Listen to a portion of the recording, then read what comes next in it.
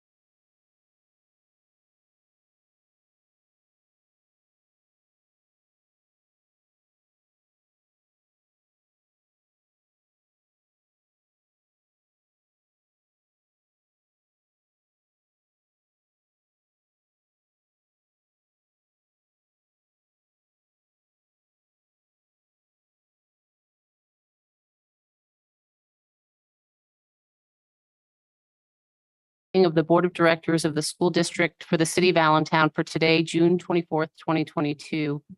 As a matter of public record, this meeting stood in recess since yesterday, June 23rd, 2022.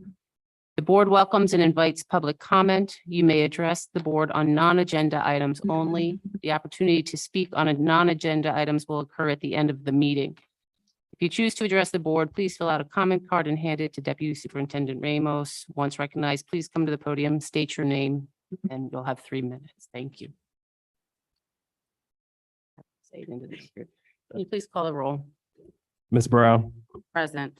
Ms. Conover, Present. Ms. Harris. Here. Ms. Matheson, Yes. Mr. Miller. Here. Ms. Ortiz, Here. Mr. Palmer, Present. Mr. Thiel, Ms. Wilt. Here. 8 members present, sorry. Thank you. Last evening, the discussion revolved around the timing of the documents. Reconvening today has allowed the board time to read through the documents, and any discussion should be about the motion at hand. I just want to say, since June 3rd, in my capacity as board president, I had been communicating with Dr. Stanford regarding the proposed organizational chart as it pertains to the school district budget for the fiscal year 22-23. On June 10th, I did request a comprehensive document that included information regarding the repurposed new positions that included job descriptions and salaries and information on it if the position salaries had been allocated for in the budget we are discussing next Tuesday. The document that the board received last Friday and Monday did not address the fiscal component. I spent 3 hours creating the Excel document we received to comprehend the positions and try to determine the cost of the plan. The ask on Tuesday was to confirm if the positions already existed, if they needed to be ratified by policy 301, and if the salary was already allocated in the upcoming budget. We all recognize the need to seriously move the needle on results for our students. The goal of this request was to fully understand the financial impact on the budget, so the board could make an informed decision regarding the motions before us. We are here this evening to determine support for the tabled motion, letter G of last evening's portion of the meeting. There a motion to untable item G within the Board of Directors report. It's a motion to bring it back to the table. Motion to bring it back to the table. So moved by Ms. Brown, seconded by Mr. Palmer. Mr. Secretary, can you please call the roll? Ms. Harris, What are we doing? We're voting to to bring it back to the table. Yes. Ms. Matheson, No. Mr. Miller. Yes. Ms. Ortiz, Yes. Mr. Palmer, Yes. Ms. Wilt, Yes. Ms. Brown, Yes. Ms. Conover. Yes. 7-1 passes. May I have a motion for the approval of item G within the Board of Directors report? So motion by Ms. Conover. Is there a second? I'll second. Ms. Brown? Is there any discussion on the motion? I would like it. Can we add to the motion? You could only do a motion to, you would have to do a motion to amend. at this time? At this time, if you want to add to it, Yes, I would like to or make, you could, Or I- or you could do it after you review it with the board. okay, okay. Okay, you'll hold to amend until after discussion on the Yes. current motion? Yes, So there's a motion on the table to accept it. to accept it. It's been, I'm lost, I apologize, I lost track. Do we have a second? Mr. Palmer? Right. Okay, so we're on discussion. I apologize. Ms. Matheson, were you raising your hand to just comment? I wasn't, but I do have something to say. It wasn't seconded by Mr. Palmer. It wasn't? It was Latarsha. It was I seconded by me. apologize. So for the record, Ms. Conover, and Mrs. Brown.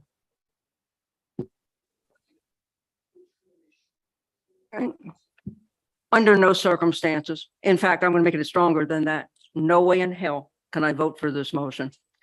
I have never said anything that strongly in public since I have been on the school board.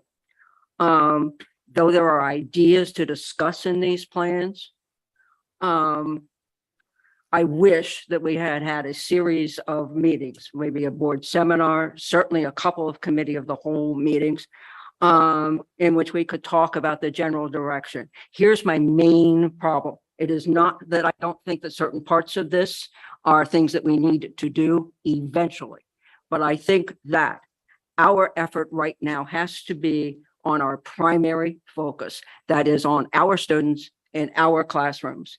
And what I want to do is to see that whatever we do next year, because funding is tight, goes to the classroom directly first. Building administration is important. Every person who works in those buildings is important. I want to see enough teachers with reasonable class sizes. I want to see enough paras. I want to see enough aides. And I can go right on down the list, every employee in those buildings, including security, including what one person in Allentown has called the saints in our cafeteria. Let's take care of those positions first with reasonable class sizes. It has to be done. Then we can come back and talk about imitating, I'm going to be honest, what some larger cities do that doesn't quite fit the way Allentown works. Thank you. Any other discussion, comments? Yes. Ms. Oh. Brown? Did you vote? Oh, so go ahead. You can vote. No, you vote. Go ahead.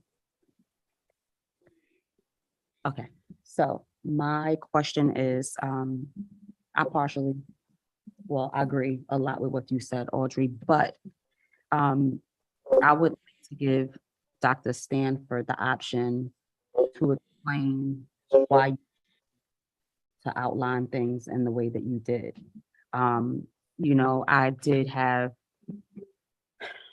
some concerns with how much we were putting out financially to administrative staff. However, through the conversations that we have had, I have a brief understanding. So I just think it's fair that we have that dialogue here and give you the opportunity to be able to explain exactly why you chose to outline it in a way such as this. So we all can have that understanding and be transparent publicly. Sure. Excuse me. Sure. As everyone know, I spent a month taking a deep dive into the organization, looking at the organization, talking to the board members, talking to the central office administrative team, even reaching out to community members to get a feel for where the organization is at this particular time. And during that process, it came to my attention that we had a serious understaffed central office team, to the point where we did not have a functioning curriculum office. We also had serious issues with members of the central office administrative team wearing multiple hats in their roles. And so, I began talking to the members of the central office team about that and how were they able to try and keep all of that going. And they talked a lot about, the stress that that type of, demand was putting on them.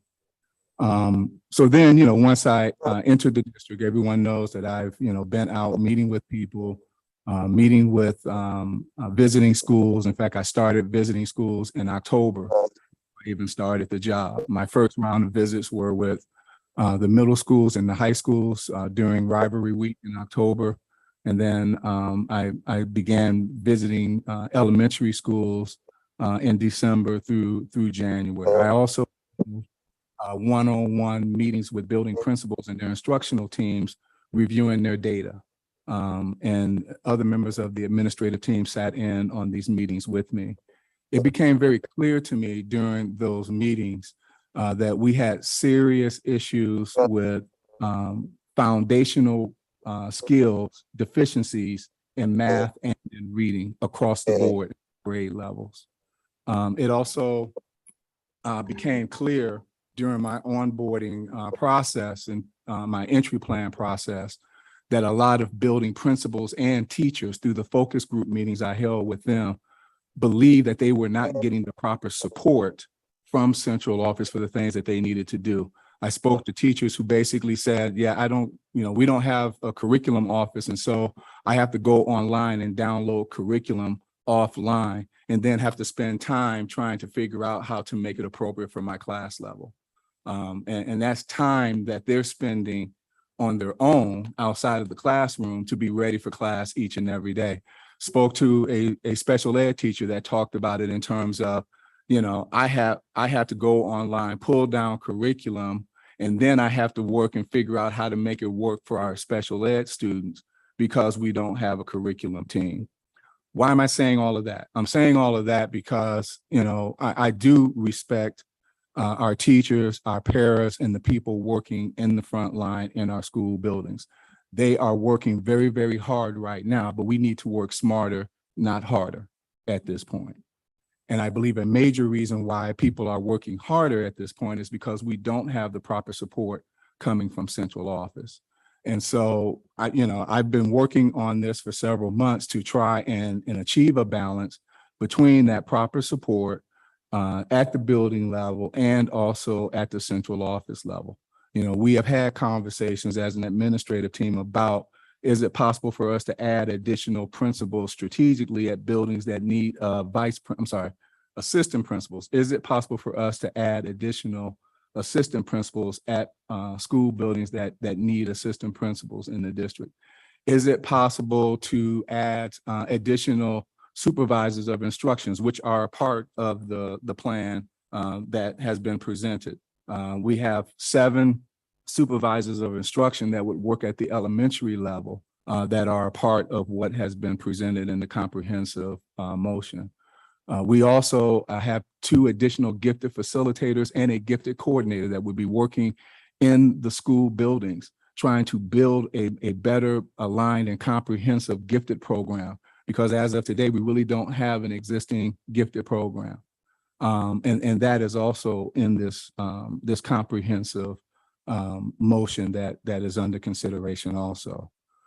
That's at a high level.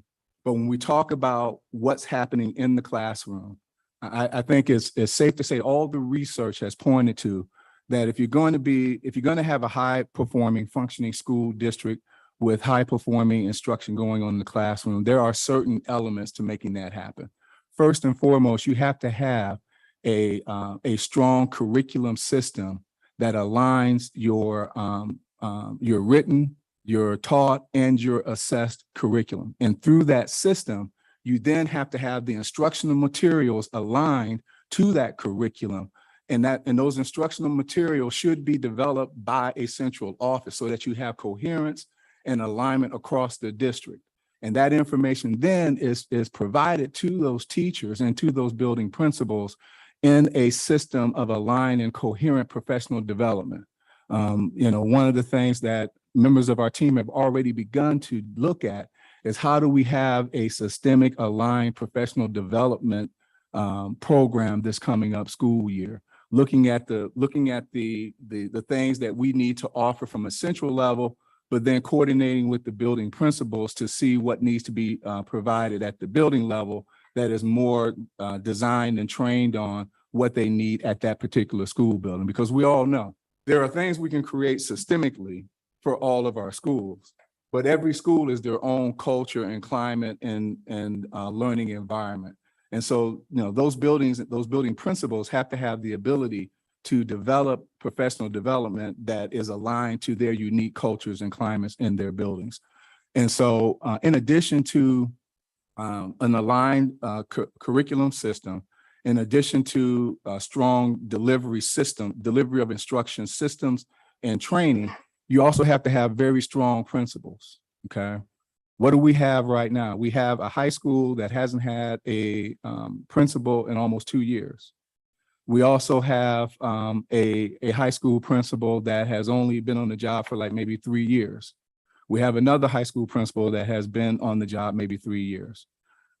This coming up year, we will have middle school, all 4 middle school principals will be 3 years or less in their jobs. We also have, because of the retirements and the resignations of elementary principals this year, we will have 6 brand new elementary principals out of the 14 that we have. And so why is that important? Well, and I'm going to read this.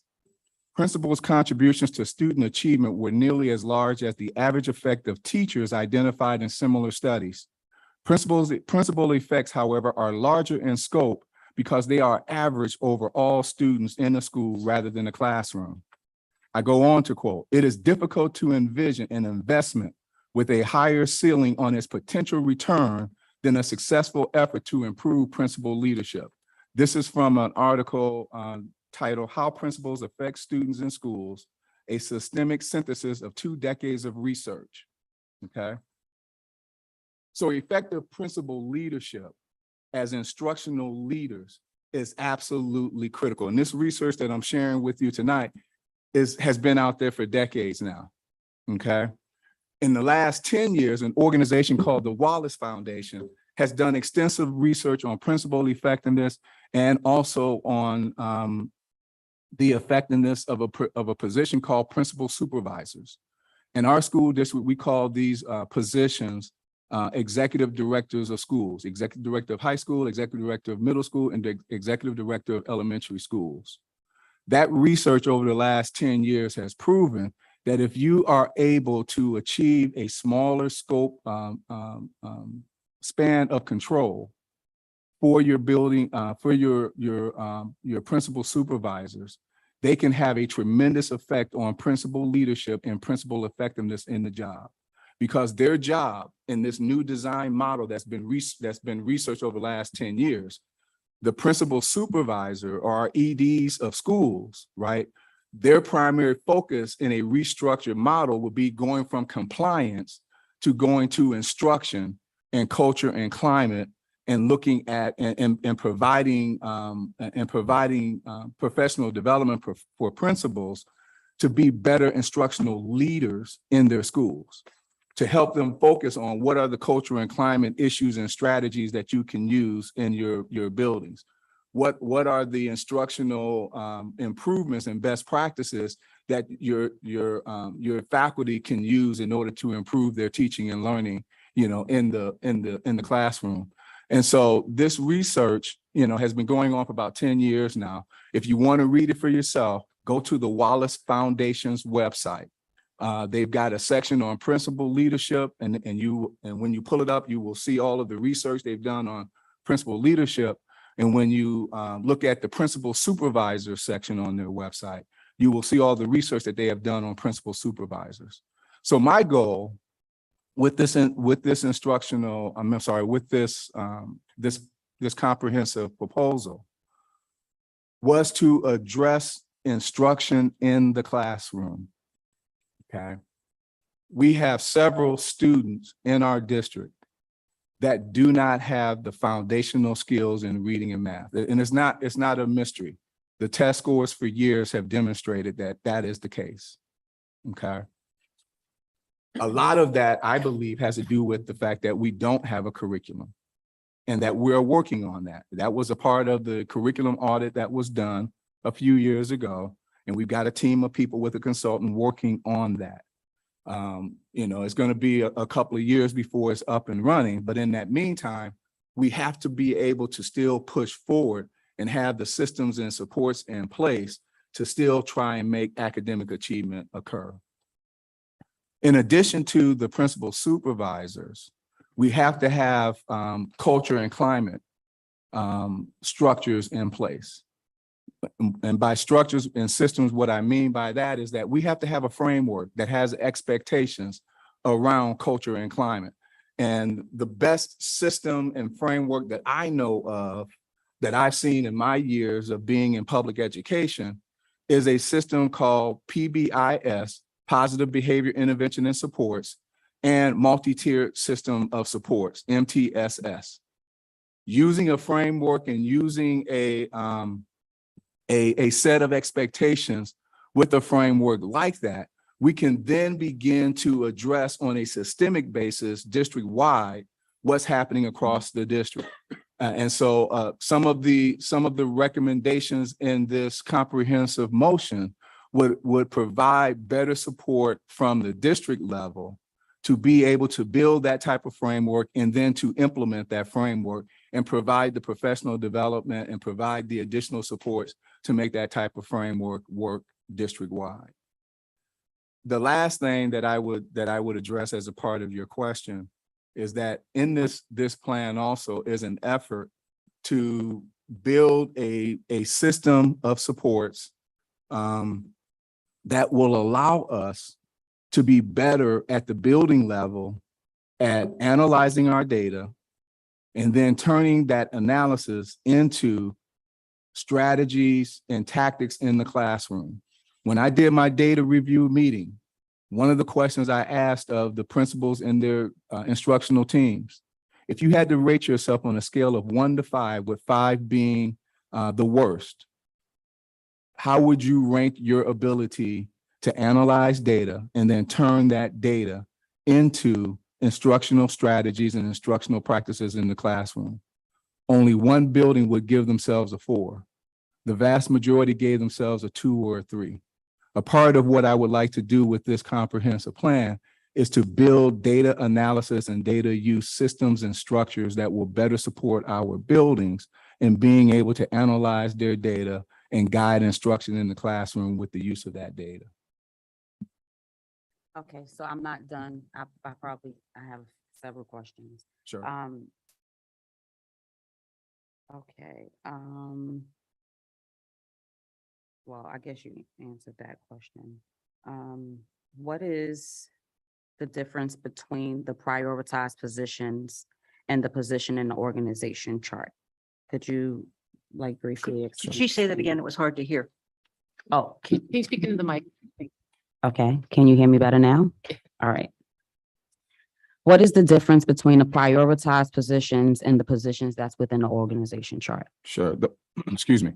The organizational chart represents a systemic, holistic view of what I would propose the central office administrative team should be organized and structured to achieve the goals and objectives of our mission statement and our vision statement as a school district. It is also, in my opinion, designed to also tackle the recommendations from the Phi Delta Kappa audit that was done 3 years ago. Okay. And so the comprehensive motion is focused on a holistic viewpoint. The prioritized motion is focused on those positions based on the assumption that all of the other positions in the org chart would be moved forward. Those priority positions are those that I believe are essential for us to move instructional practices and achieve a higher level of professional development and attention in the classroom. I think one position also in that list is focused on the virtual program that we recently created and during the pandemic, and we want to take forward into the future. And I believe, well, I shouldn't believe, I got it right here. So let me take a quick look.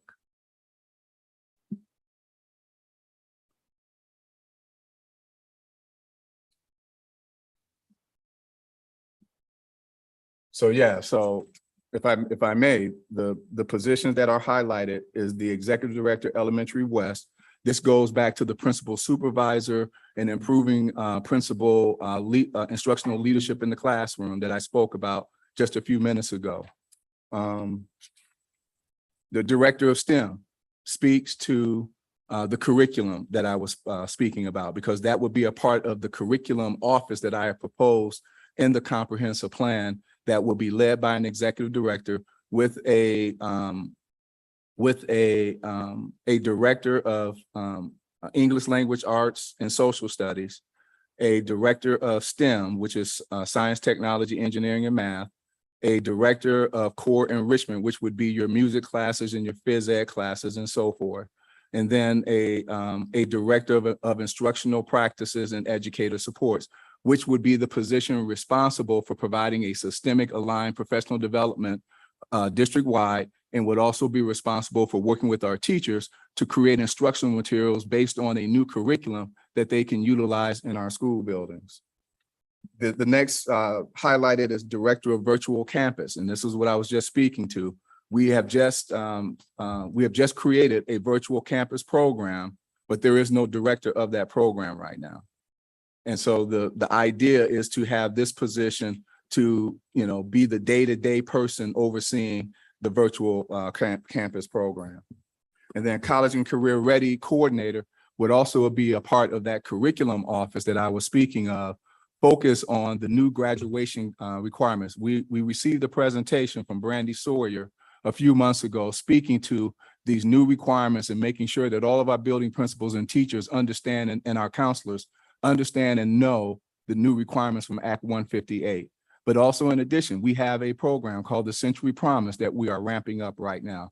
I envision that this position would also lend support and collaboration with the Century Promise to make sure that we are doing everything that we can to make sure that our curriculum is aligned to the Century Promise programs that they are out creating, and to make sure that we are able to support that program the best way that we can.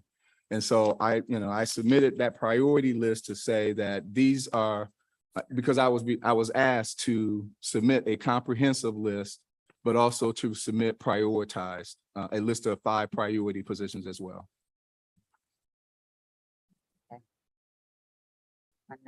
My next question. I don't know if this is for you or if it's for Mr. Sultanic, but can we approve parts of the organization chart if we are not comfortable with the entire chart? Or does it have to be done as a whole chart? Well, it depends. I'd have to ask Dr. Stanford a question. Can certain components of this reorganization plan be approved and certain components not approved, because there may be interlinking relationships within the substance of the plan? Thank you for the question. I think the answer to your question is yes, it could be phased in or parceled out, however way you want to describe it. It would not be my preference to do that, but it can be, and I would certainly welcome that and would, implement it full force.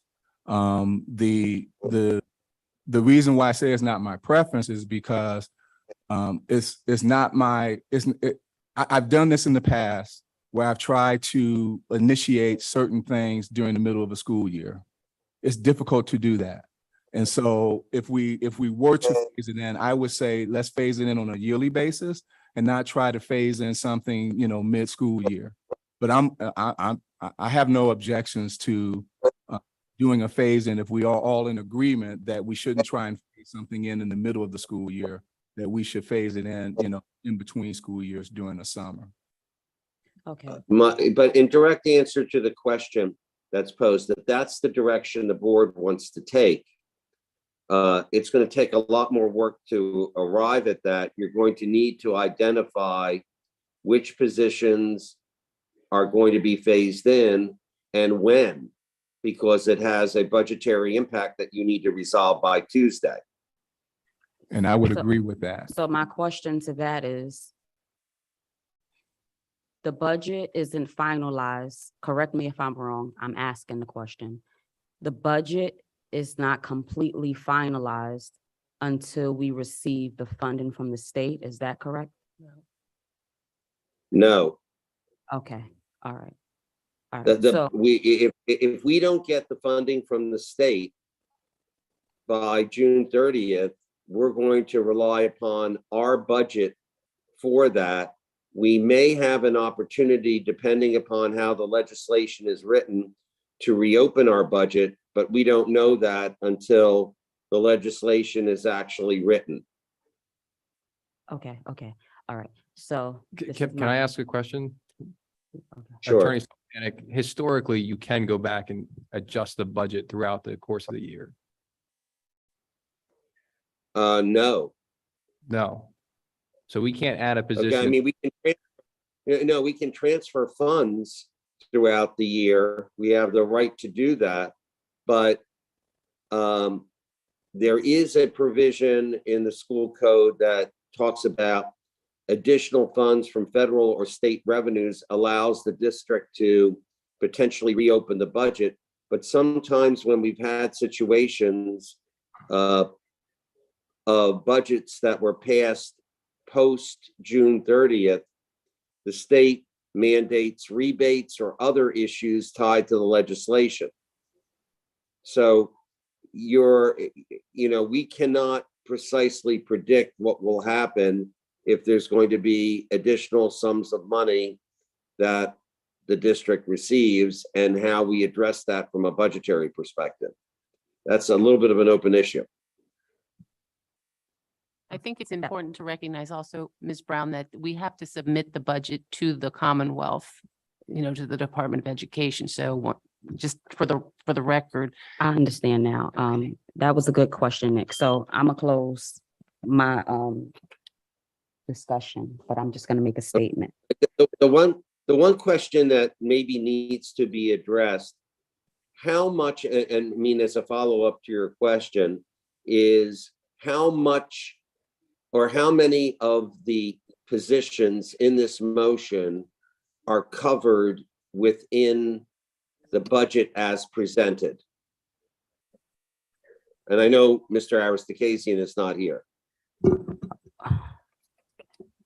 If I may, excuse me, if I may, I was informed by Mr. Aristocasian yesterday morning that 16 of the positions that are in the comprehensive plan or motion, I'm sorry, in the comprehensive motion were in the budget that was approved as a preliminary budget in April.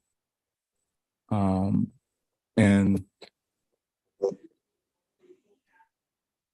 Can you, I mean, if the board is going to go look at that, it might require you to identify those positions in your comprehensive motion which are funded versus those which are not. Doing. I would assume the board would want to know that. That's what he Yes. was doing. Yeah. Cut him off. Okay, I'm sorry, it's hard here. Okay. Okay. Dr. Stanford. Go ahead, Dr. Stanford. did he have a question? I didn't. He No, wants you to to finish list doing what you them. was saying. Oh, List those positions. yeah, sure. Manager registration, it's on the org chart as a part of the data accountability office. The executive director for curriculum and educator support, the senior executive director for elementary, the director of core enrichment, which is also a part of the curriculum team. And if I need to slow down, let me know. The director of instructional practice, which is a part of the curriculum team. The manager for the Gear Up program, and I believe, and I certainly am not the expert, but I believe the manager for Gear Up is paid out of the Gear Up grant that we have received from the state government. And so even though it's listed as a district position, it's paid for out of the Gear Up grant, and that's a 7-year grant.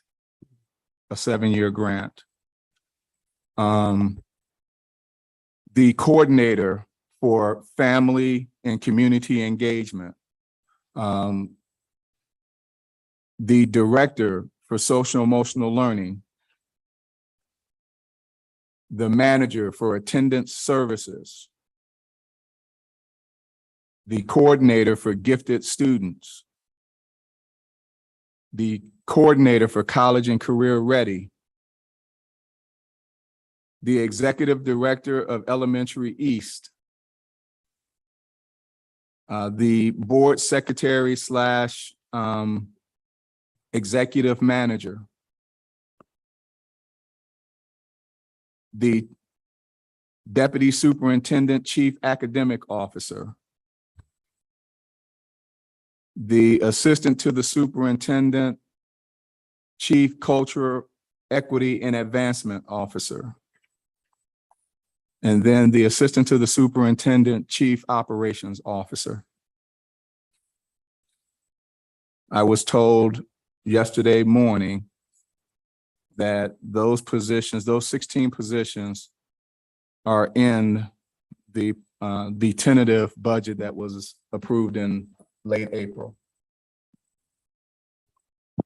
Do we know the total cost to those 16? Yes, the estimated cost he gave me was $1,206,723. But some of these positions, as we know from yesterday's meeting, were approved by the board last year as a part of the budget for fiscal year 21-22. So that estimate of 1.2 would not be an accurate estimate if we're talking about additional positions that I have proposed as a part of my org chart. So Just a clarification, because the board passed the first motion yesterday, are any of these positions included in the motion that was approved yesterday by the board? The answer to your question is that yes, many of those positions, well, not many, all of those positions are either as listed in that motion yesterday or in this comprehensive plan have been repurposed to be utilized to help, in my opinion, drive the ASD Blueprint for Success plan that I've talked about and to achieve the district's mission and vision. No, I'm just saying, of the 16, how many were included in yesterday's motion, which approved that? And of the 16, how many are left in this motion, which obviously was tabled and not approved? I mean, if you give me a second, I can try and figure it out for you. I'm presuming that the board would be interested in knowing that because that's what you're voting on right now, because some of these positions may have already been approved. May I? Mr. Palmer was on. was it you? Oh, I was just saying there's 45 on this paper. 45 positions on the 45. paper? So if there's 16. On the comprehensive, there are 45. On the one that he's referring to, the one that Oh, was then it would be approved 29 then. yesterday, I'm sorry. Then it would just be 29 then, right? The one that was approved yesterday has, give me a second. 1, 2, 3, 4, 5, 6, 7, 8, 9, 10, 11, 12, 13, 14, 15, 16 positions, but they're not the same 16 that are in this list. So, you know, trying to do this on the spot and figuring out which is which is a difficult challenge right now. But if that's what the board would like me to do, I will take the time to do that. Think that. Yes. So just so I understand, there are a total of what Mr. Palmer said, 45 positions. 45, yeah. Okay, I want to clarify, your question was about the ratification motion that passed yesterday, correct? Yes. And I So- wanted to know if any of these 16 were already approved. So there are not 45 positions on the motion that was approved yesterday. There are only 16 positions, but all 16 of those positions are in the comprehensive motion that was tabled yesterday that we're discussing right now. All 16 of those positions are in the comprehensive motion, either as it existed in yesterday's motion or it's been repurposed for a different position. And the comprehensive document that is before the board today, if you look at it, it will tell you which of those positions have been repurposed or whether they are still the same.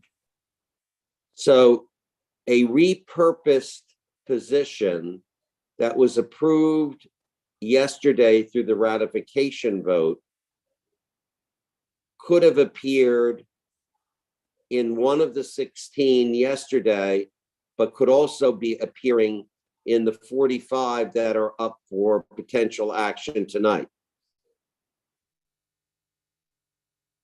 That's what I'm confused in terms of. Let me give you a couple of examples to maybe help you with that, okay? In the ratification motion that was approved yesterday, Assistant Director of Newcomer Schools was one of the positions created last summer. In the document that was approved yesterday, it shows that what I have proposed is that position be repurposed to a Director of Newcomer Schools. And in fact, that was already done. That was done in November when Lisa Geisler was promoted to Director of Newcomer Schools. So that one has already been done, but we have not gone through the ratification process that is outlined in Policy 301. Director of Literacy was one of the positions created last summer. I am proposing to repurpose it to the position of Director of English Language Arts and Social Studies. Because in the curriculum positions that were created last year, there was no coverage of social studies with that position or any of all the other positions.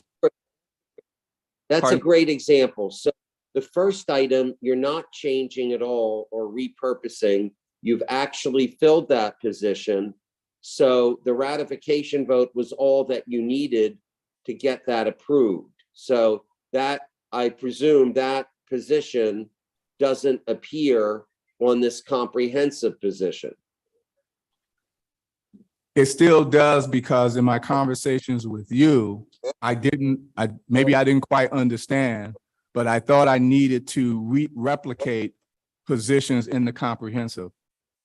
No, Because you didn't. I'm sorry, did. to that. Okay. Well, let me finish. My understanding was that we weren't sure which one of the three motions would pass by the board. There was no guarantee that motion number one was going to pass.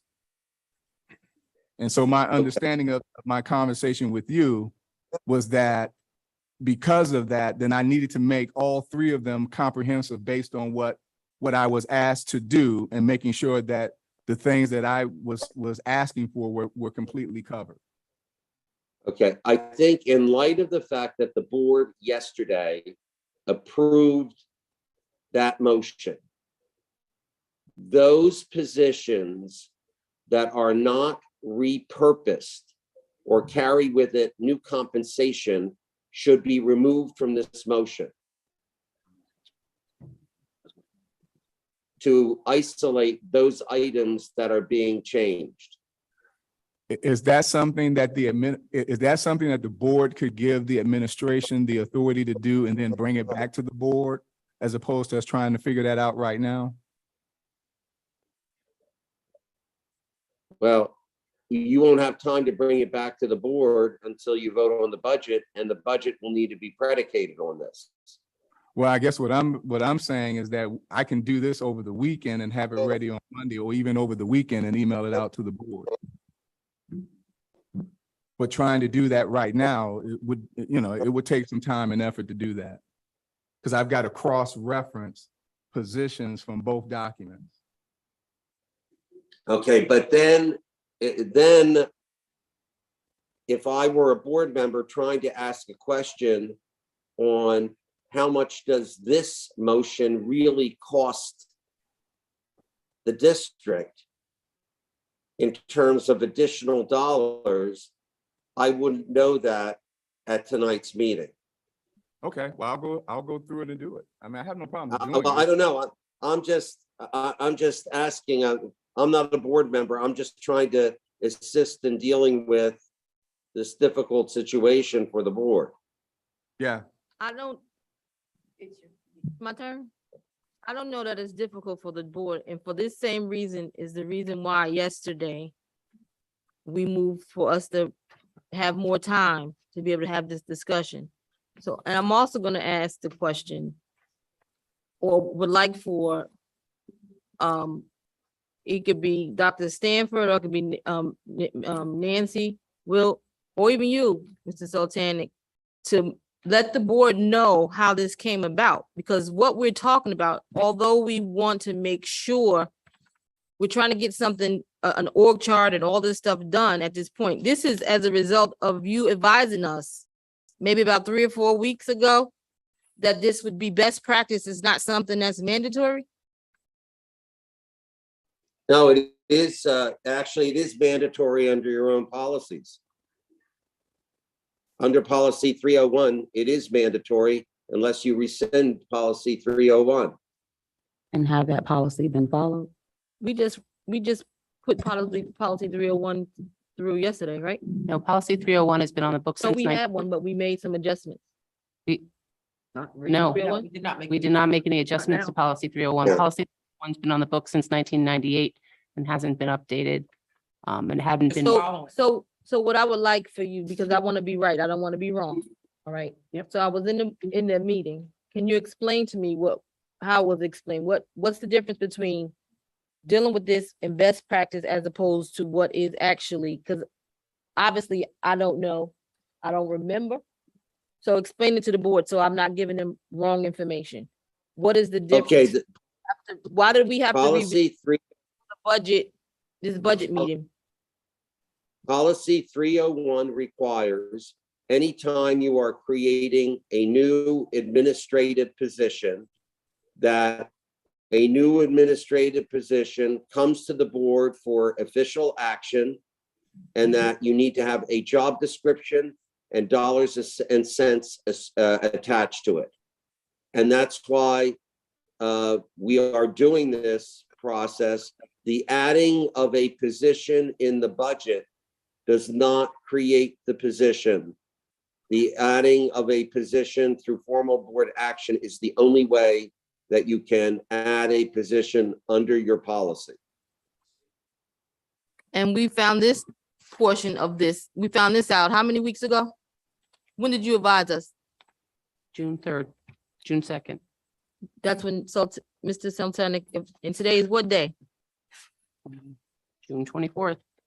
So I think that as a board, and this is again why I asked for this, in all fairness to the persons and administration, the people that we employed, that we have to get on the same page and we have to figure this out. You cannot create this overnight. I'm all for holding people accountable, but at the same time, we have to be realistic in holding them accountable. In our June 3rd conversation with you and I and Dr. Stanford, we had that very conversation. And at that time, at the end of the conversation, it was my understanding that we had pretty much had a similar conversation to what we're having right now, in that I had shared that I was concerned about the fiscal ramifications of this org chart. And then being faced with voting on a budget where we don't have tangible state numbers. So we're going off our best, Mr. Kizzy Harry's best guess. And most likely the 5.3 tax increase to provide the balanced budget. So at that time, when we ended that conversation, I had asked Dr. Stanford, I had said I think my almost verbatim was, the org chart is organic. We need to figure out what our top 3 to 5 priorities are, because I don't think we can fund them all moving forward and then go forward and put forward a budget that is speculative at best with a 5.3% tax increase. I don't want to ask the community to do that if we're going to lift the economics. Over the course of the weekend, Dr. Stanford emailed us and said he was having a hard time streamlining it. And I said to him, my response was, I understand that, but we're playing a long game here. You have to streamline and narrow the priorities down. And we got to 27. And then we had a similar conversation where I said, I still don't think that we're going to have appetite from the board potentially to do that big of a fiscal lift on a speculative budget and asking our community to raise taxes 5.3%. At the end of that conversation, we talked about having a conversation with the full board and having something to present to us on June 9th that would create the conversation and allow all of us as a body of 10 to have a conversation around the org chart. So the dialogue like this could happen.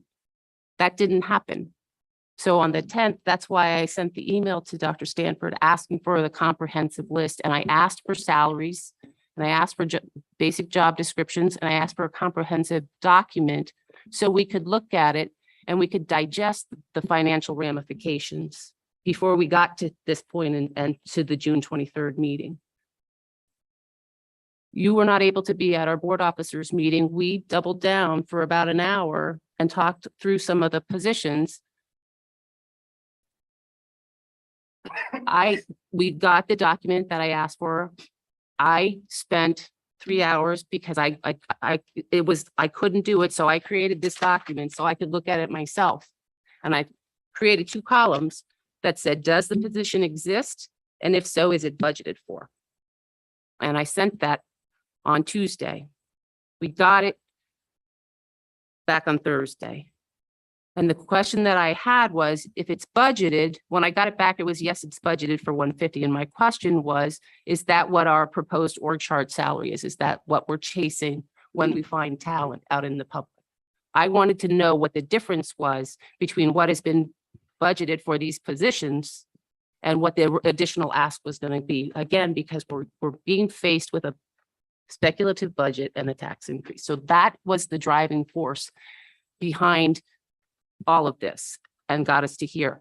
My intention was never for us to be sitting here on this day having this conversation, or even yesterday. I didn't expect for us to be held over till today having this conversation.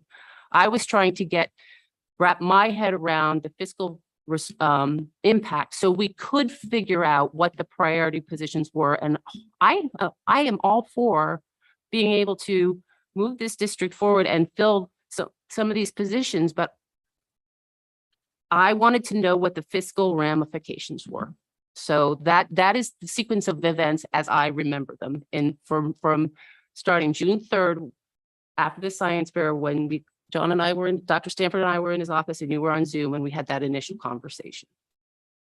So we're still going to talk about, you had to do the job descriptions, the things that we're talking about, and not to say that it didn't have to, it had to be done, but you act like it take like 5 minutes to get it done. With all due respect, Mrs. Conover, I think if we're putting together an org chart, we should have a general idea of what the job description is. So with all due respect, and this is a conversation, we had an organization chart. We're not even going to talk about, we were presented with an org chart back in March. Correct. And then again, I think I spoke about that yesterday. And then it was asked if anybody had any issues with it, and there was cricket. And then I guess people went to sleep a couple of nights and woke back up. And then folks had an issue, but I think we had brought that forward in a board meeting. So then all this came after, and then this running around trying to get to meet this requirement, this 301 requirement. This happened in June 3rd. And it's not like there's nothing else that we were doing during the course of during that time. Understood. Somebody. Mr. Miller, I saw your buzzer, but I believe Mr. Palmer. So, I mean, I was, Speak up, please, sir. can you guys hear me? Yeah. So I was kind of on the same page as Madam President. I just was more wondering, so I was seeing 13 new positions. They're grant funded for most of them, but I mean, that's still something where what happens after the ESSER funds are gone, like we're still ending up having to pay for these. And I can't, like, when I do the minimum to the max, it's 4.6 million to almost $6 million. And then you do with the insurance on top of that, I mean, we're talking what, near the 7 million range. I don't feel comfortable with all of these positions that we're going to end up having to pay for, and then raising taxes for 45 positions for $6 million, $7 million. That's just, and I agree, we need these, but, and I know some of these are repurposed. There was 17 repurposed positions.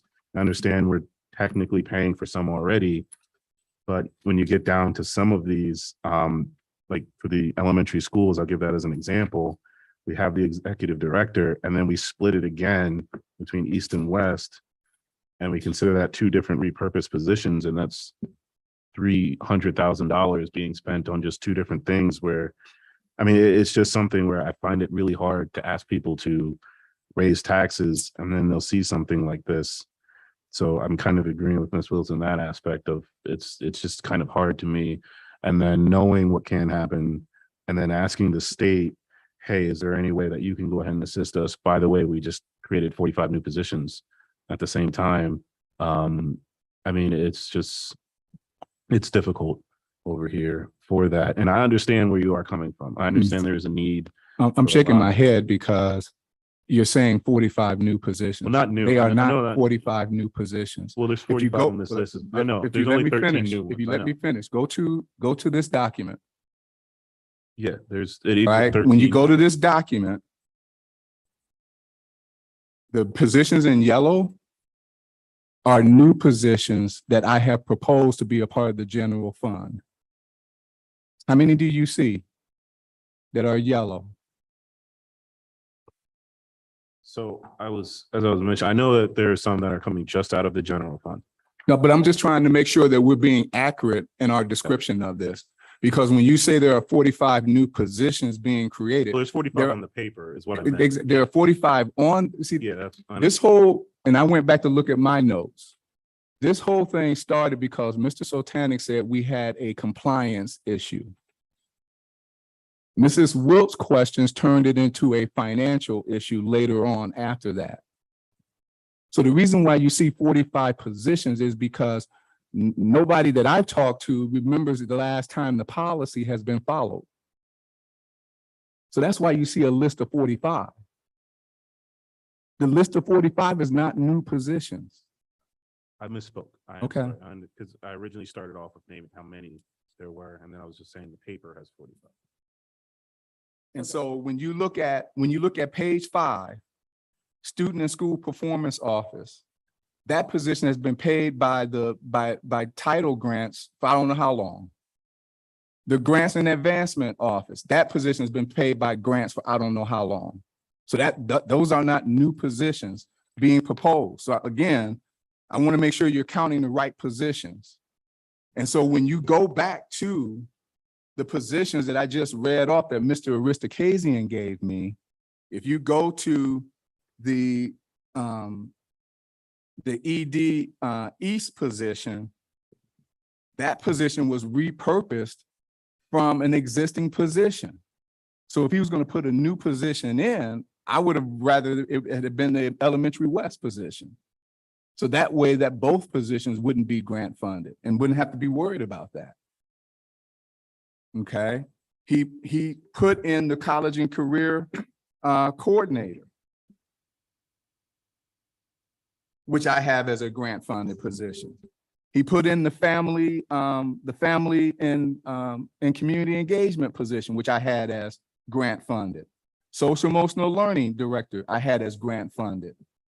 The attendance service manager that I had as grant funded is already in what was approved on April the 24th. And that's why I started it by mentioning, I know that there are some that are grant funded. That's why I started it by mentioning that as well. No, you did, but I guess what I'm trying to clarify for you is that Mr. Aristakazian has already put some of those grant funded positions in the budget already. Yeah, it was the 60. Yeah, I know. Mr. Mill. I have a question for Attorney Sultanic. If there's additional state funding, if the basic education formula is increased by a certain amount that's more than our projected or budgeted amount, will we not have an opportunity to reallocate those funds? You will have an opportunity to transfer funds.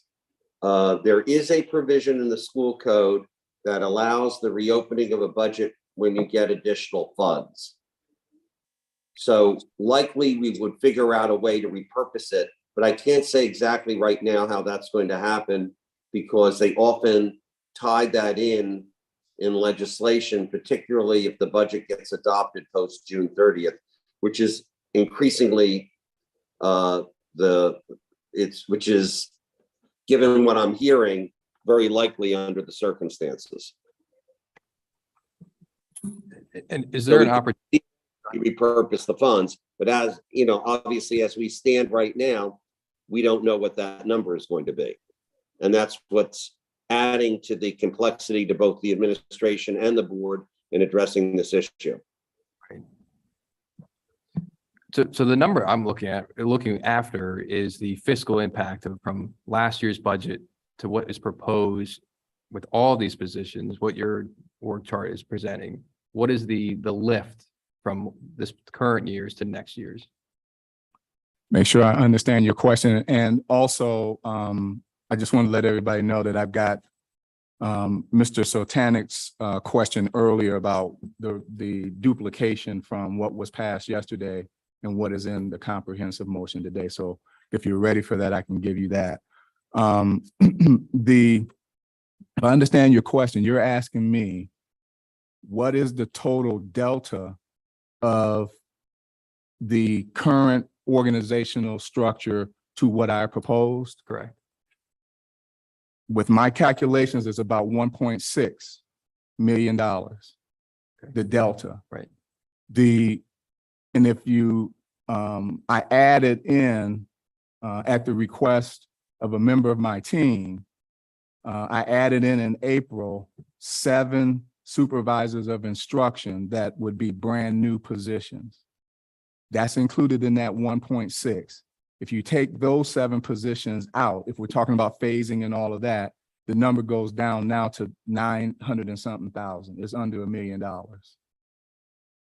And how many of the current org chart positions are vacant? 1, 2, 3, 4, 5, 6, 7, 8, 9, 10. I'm not going to count the 7. 11, 12, 13, 14, 15, 16. And I'm not going to count the 2 gifted facilitators because they're paid on a stipend. That's not a salary. What I've been told is that those are not salary positions. They're paid a $10,000 stipend each year to do that work. 17, 18, 19. I'm not going to count this one because this was approved last night. 20, 21, 22, 23, 24, roughly 25, 26 positions roughly are vacant right now. That are currently in the budget for the year ending 22. Those are already in our current year budget. Not all of those, because the 16 positions is what he told me was in the, Right, that's what we added last year. It was like $1 million. This is what was put into the preliminary budget that the board adopted on April the 24th. Right. My understanding from him is that these 16 positions were in that budget. Yeah. And he said that those 16 positions amounted to $1,206,723. But again, my question would be, what's the delta? Because if you're just adding up all of I'm an those. English major. Mhm. Please tell me what delta means in this circumstance. Sure. Just the difference. The difference between the existing salary and the proposed salary that I am Okay. proposing as a part of the org chart. So I agree. I don't know which board member made the statement that back in March in our retreat, we all agreed that Dr. Stanford would have to put together an org chart that he believes, and what we hired him to be is to be a successful organization. This is the chart that he wants. But the financial reality of our district is that we cannot afford all these positions right now. I'm in favor of this, most of these positions, but we can't do it all at once. And we cannot. Last year, the board made a commitment because in years past, our budget has been balanced on the back of the administration. We made at least $1 million lift with those 11 positions from last year that we ratified last night in an investment in this administration. We can't consistently do that. And it's the reason why I asked the post-state funding numbers, we can reevaluate what positions we can increase. Like, I'm okay with this chart. This is what Dr. Stanford needs to be successful. And we went through it for almost 2 hours after the meeting last night. There's valid points in this, but we cannot fiscally afford this. And on the backs of the taxpayers as well, a 5% tax increase right now is not, not fair to our taxpayers. Go ahead, Ms. Conlon. I hear you. But regardless to whether this came up or not, we were gonna get the tax increase anyway. It was gonna be proposed. And I'm not a fan of raising the taxes. And so at this time, I would like somebody to, Mr. Ristakazian is not here, but to explain to this board, as it was explained to me, of how this district is actually being held over a barrel. We have to raise those taxes unless we do something different in terms of receiving revenues. So we only talk about this when it's tax time, and then everybody's like, oh my gosh, you know, I live here too, and I gotta pay that number, and I don't know if I have it sitting here for free. You understand? But at the same time, what I said the last time we were here last year, I said, I wanted to sit with Mr. Ristakazian, and I wanted to understand what this tax situation is. And I want to be able to come back and say to the public that there's light at the end of the tunnel. If you told me I have to pay taxes for the next 5 years, at least I know what to look forward to. I know whether to put my house up for sale, go with another job, or do something. But us functioning like we've been functioning is not working.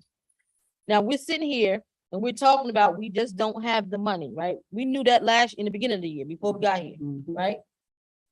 And I heard Mrs. Matheson say that she's not in favor of this because she's in favor of doing what's right for the kids. Am I right or wrong? You're confusing what I said, but that's fine. Okay, well, In the context in which I said it. okay, so she didn't say that I said it, right? But at the same time, why are we all here? We're getting paid to educate the kids. No, we're not. No, we're not. Excuse superintendent- me, I can't handle that. No, You're saying we're getting Not, paid. well, I get paid out of Yeah. outcomes, so that's why I work so hard and I scream so loud. But I Outcome. don't want a misunderstanding out there. Okay. So for Dr. Stanford, whom is our employee, right? He came in. We did our due diligence, we interviewed, right? We asked for something. He brought something back to us and said, this is what he needs. And for us to sit and say, you know what, well, we don't have it. So we got to continue to do the same thing that we've been doing.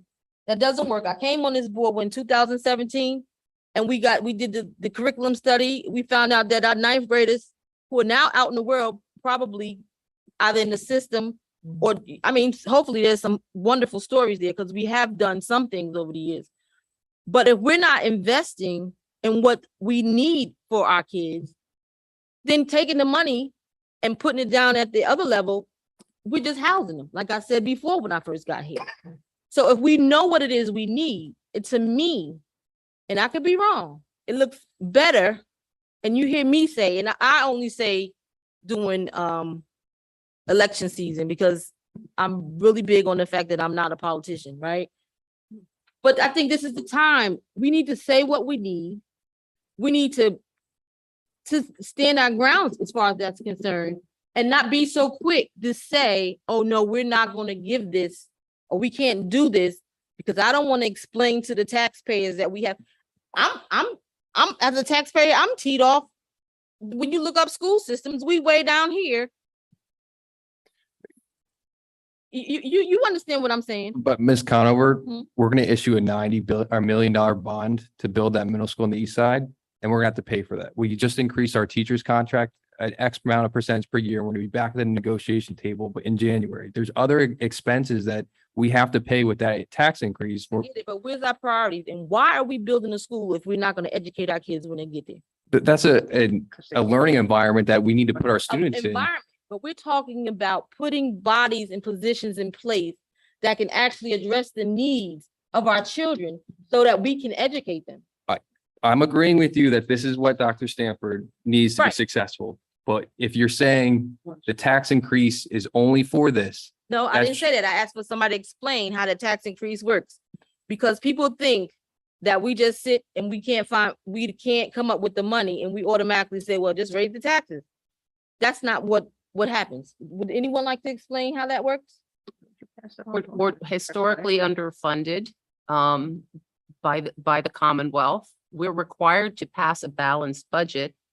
And so we cut and streamline where we can. We've done that multiple times. I've been around long enough to watch the cuts of 162 teachers.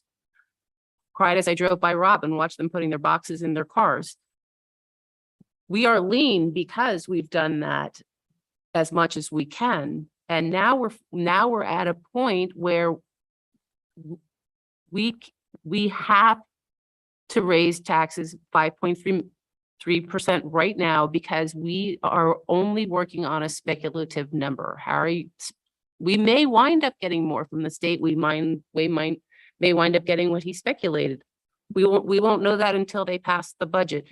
That is where we're faced. We're faced with a tax increase because we are mandated to turn in a balanced budget. And the only way we can balance our budget right now is by increasing taxes 5.3%. Somebody with a finance background, please elaborate on what I just said if there's more that needs to be said. well, that all the positions that was in that proposed budget, there's additional ones. Right. So we can't raise taxes anymore to pay for those additional ones. We have to go cut from other parts. So what are we gonna do? So what can the community do? What can we do to raise revenues? So that we don't have to be sitting here next year, 'cause you know next year is coming, right? And the kids are still gonna be here, ready to go to school. Wow. So how are we gonna stop kicking the can down the road? You know, because again, I'm not just a school board member, I'm a resident. And a parent of the student. Excuse me? District. But we're never talking about what we can do between now and then to be able to fix it. I But think that's we always- invalid. Huh? That's an invalid. We've talked about how to increase What revenues. are we gonna do about it? What are we doing? It always comes back. I'm not against you, please, but I just want folks to hear. Dr. Stanford yesterday spoke and said what we need to do legislatively. You know, people in this community, they work, they don't show up, I guess, in Harrisburg or wherever they need to show up. I don't know. I'm not giving excuses, but what are we gonna do to get revenues? How are we gonna fix it? Last year, how much did the taxes go up? 3.8 or something, or was that the year before? I don't It's recall. ballpark. All right, so this year is 5. And it's going up during the same time that the gas is crazy and everything else is going up, right? Mhm. How are we gonna stop this can from being kicked? People don't have a problem coming before the board asking for buildings and asking for $2.9 million for this and that. When is somebody gonna come and say, look, we have a revenue problem. We need to fix this. How can we help? I came on this board talking about people eating off the Allentown. When are we gonna fix that? I can't fix the funding formula and the district can only advocate for it. But Well- we've had initiatives to increase like returning students from charter schools. Don't put it on the charters. We need more than charter money. What? I mean, that's, you want to talk about certain pieces, you got to piece it together. Okay. It's not going to all happen in one bucket. Go ahead. No, I mean that, we added last year, the board made an investment in the administration to make adjustments, just like you're saying. We added the charter manager so that we could manage $60+ million in charter expenses and bring back students and more of a customer service approach so we can bring back students into the district, equating to dollars brought back into our budget. That's one example, one district. I mean, you voted on that. You agreed with that. I don't have a problem with anything that I voted on that I know of so far. But anyway, what I'm saying is, what are we going to do about the need? This is what we need. What are we going to do? Are we just going to say no, and then we're going to all go home, and then our kids are going to return in September? And then we're going to have a space for them, but we're not going to have the things that we need for them to be successful? So where else do you want to cut in the budget then to afford I it? don't know, but I don't think this is the place, because how many positions we don't have people bodies in?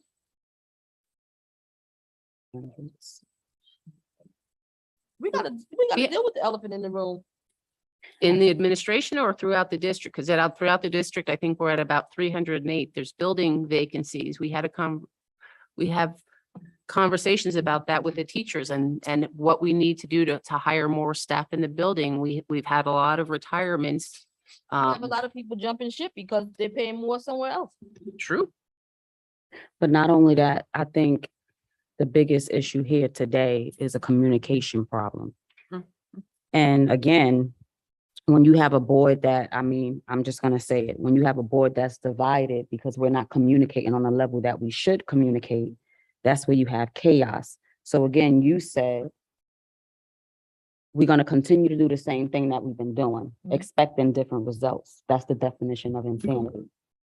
You mentioned a brand new building, so we're gonna create a brand new building to put students in and not have the structure we need to make sure that our students are learning effectively. We are not on the same page. We are not on the same accord. As a parent with children in this district, and for years having children and students in this district, I understand what it's like to have one child go to one school and a principal and teachers are operating one way, and then you have another school and they operate in another way. We should not operate like that. We do not have a base curriculum. So in order for our students to be able to grow, we have to invest in them so they can become the citizens that they need to be. So then later on, Allentown can be an effective community. We cannot operate this way. So with that being said, I don't know what we need to figure out tonight, whether if it's structuring the organization chart to fit, but the community elected us to be here. So we can make the decisions for them. Not by sitting here saying, oh, I don't know what we're going to do today. I don't know how this is going to work. We can't do that because we don't have the money, but they rely on us to figure it out. So no, none of us is paid financially by being here. And we willingly decided to do that. So that means if we got to take a little bit of time to figure it out, then so be it. But at the end of the day, people are leaving. And when you don't have effective leadership, things begin to crumble. So that means it starts from the top. So if we're not an effective board, that means we're not going to have effective administration. That means we're not going to have effective teachers. That means we're not going to have effective children. So we have to start from here, be on one accord, communicate effectively, make sure that we're governing in the way that we're supposed to do that. And in this way, we can lead them and give them the things that they need to do so they can do that for the teachers. And so our students can be impacted. If we don't do that, then we're all here in vain. So if we fail him, he failed them, they failed the teachers fail our children. And then that still comes back full circle and we're all impacted. And I don't have nothing else to say. Mr. Miller. Yeah, I mean, we've all agreed in investing in these positions for the students, and it's been a phased approach. That's what we did last year. But are you agreeing with the phased approach? Because It's gonna be my recommendation. but this isn't the phased approach. This is like, let's bite everything off and fill all the positions. That's just not No, my fiscally feasible to do. Unless you want to cut something else. I think he was first. Dr. Stan. I just, well, I'll wait because what I wanted to do is go back to a point that Mr. Palmer made. I wanted to make sure that he fully understood what I'm talking about. Palmer. My question was actually going to be for, You've got to really use the mic. is this, I thought it was close enough. You said there was 27 vacant. I mean, it seems to be, can we do part of this? So like, what would you yourself feel would be best if we just did part of this? Because we want to be able to work with you to make sure that you succeed. So what would, I guess my question would be like, what parts of this would be best to go ahead and make sure you can succeed and do this piecemeal? Sure. I mean, off the top of my head, what I would say are absolutely essential is that we, and again, what I'm about to share is already in the preliminary budget that was approved in April. Outside of that. So outside of that, Outside of Yeah. that. outside of that, and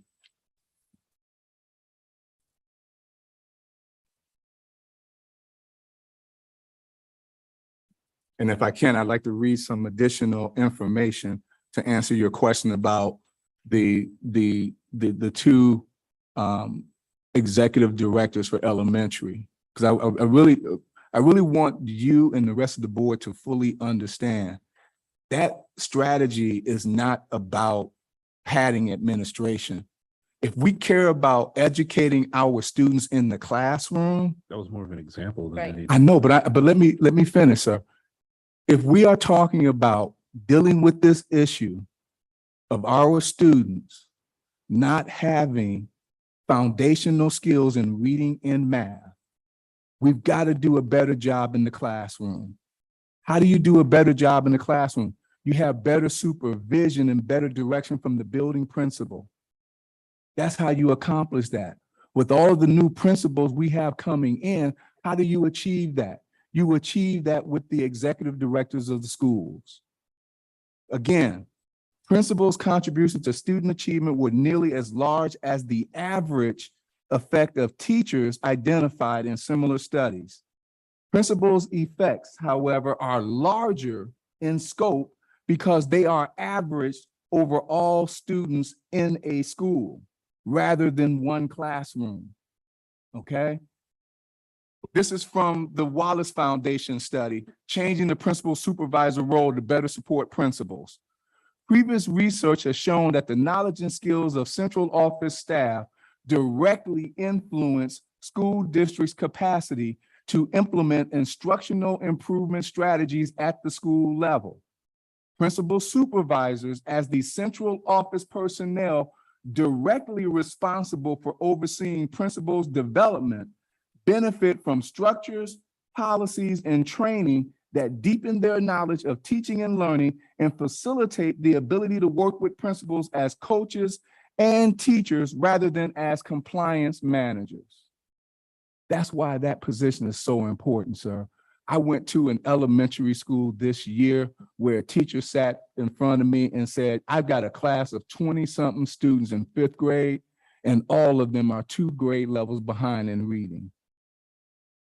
I feel like there was like a misunderstanding that took place here. So I wasn't attacking any of the positions. No. I'm saying you made the comment that you didn't think that the 2 executive directors for elementary were needed or not. What I'm trying to demonstrate to you and the rest of the board is why I believe it is needed. So as I mentioned, like, I know you need all of these in order to succeed. I was using things as examples as I was going through about what is refurbished, what is considered repurposed. I mean, what's considered new. So I was asking questions about that. And all I was doing was just making clear that someone's perception of your question was not taken out of context and not understanding why I believe that position is important. So I was just responding to the example that you gave to demonstrate why it is important to have those 2 positions. So I understood you were giving an example, but I want to make sure and make clear that everybody understands the example you gave was an important example. And if you hold the position those additional 2 positions aren't needed to achieve what I just described from research, This is not John Stanford's opinion. This is research, decades of research that says what the effect of principal supervisors and principals have on classroom teaching. I apologize. I don't recall saying any of these weren't necessarily needed. I was asking Okay, for well, more clarification on them, but I don't. What I heard was that you felt like those two positions were not needed, so. So I believe the question was, Dr. Stanford, from, I believe, Mr.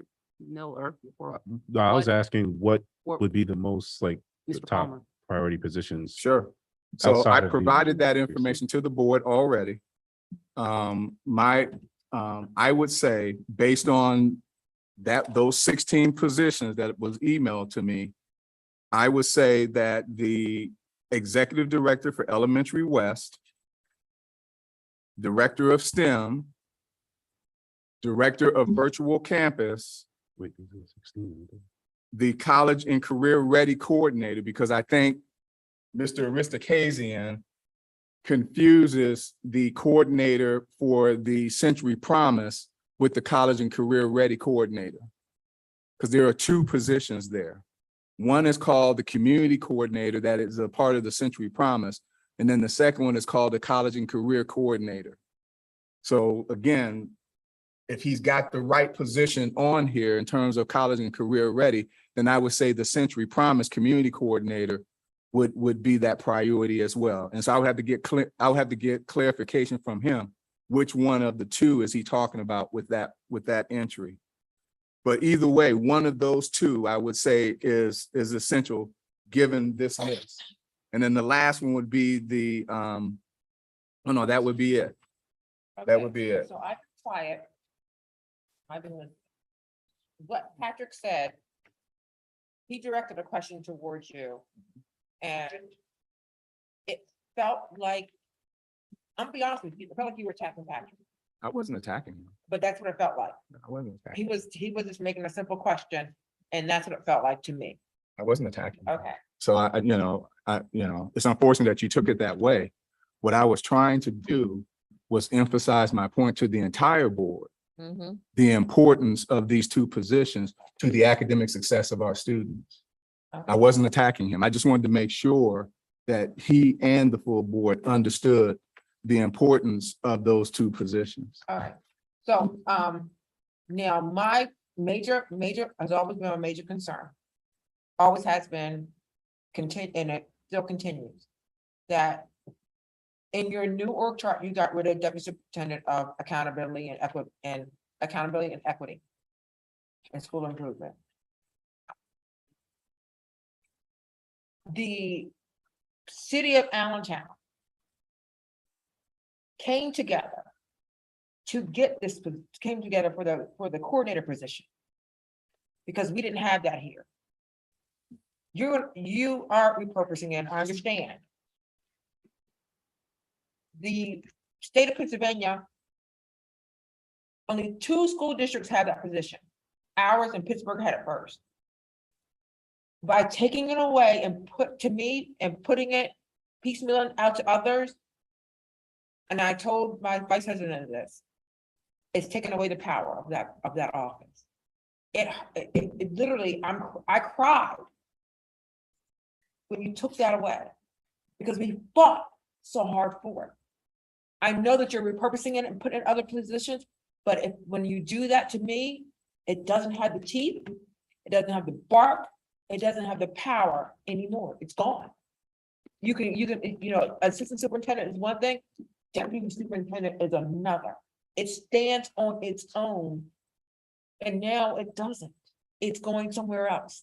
You're putting it with the chief academic officer and the assistant to the superintendent. No. I'm sorry, sir, but that deputy superintendent, we worked hard for. This district had to come a long way. Systemic racism is very real. It's real. It's real. I felt it with my one child that went through the system. One child did that. And he came from a system of Maryland where we did things by the county. And to me, I don't think he learned anything once he got here, to be honest with you. I don't think he learned that much. I don't think he did from the time he got here in 8th grade to the time he graduated. And it was a bad situation because he went to Building 21. He had 19 credits and 13 of them were elective. And he had to go to GAIN so he could graduate on time because my son was trying to commit suicide because he thought he was a failure because he did not, he wasn't going to graduate. This role made people accountable in every department, that role made them accountable. And it had to be, and equity was really important. And I know you're doing the culture and everything else, but that to me, I still cry about that loss. It hurts. It hurts because I know what it took to get us here. And now it's gone. It's being put around somewhere else, sir. And I understand because you weren't here beforehand, and this is something you're looking at, and you have, you know, this is your plan. But me as a mom, as a community person, as an elected official, it comes down to this. I didn't even, when I ran 2021, I didn't run. I did no campaigning, nothing. I said, if people want me in here, it's between God. If you want me in here, you're gonna let me. If you want me, they're gonna let me. They did. All because of work that we have done on this board. We have made things happen that never happened before, especially the claim to fame, early college. Early college. Nobody, no other school district has that. Public school district has that. We did that. That was our baby. Lisa, I, and Cheryl saw that at another school and brought this back, and then they made it happen. They made it happen. You know, I know you have these other 5. I would rather have just 3 that we've had before. But getting rid of that position is getting rid of some of the teeth that are in this district. It went to our strategic framework. It gave us a foundation. And now to me, this foundation is being watered down. And that's how I feel about that. Some of these other positions, I think it should be phased in. I don't think we should just do this all at once. I understand, you know, we need these positions. I just think it could be done in a better way than all at once. May I respond? Yeah, you may. Okay. And then I do. After that, we're going to take a 5-minute break. Okay. Just as a note, Jen Ortiz has had her hand up for a long time, so I just wanted to bring that to your attention. Okay. Sorry, Jen. Ms. Ortiz, just interject next time. My apologies, I can't see that. Okay, let me know when it's my turn. Okay. I am also very passionate about equity. I've talked about how important it is to me based on my family history and based on my family raising me to care about those issues.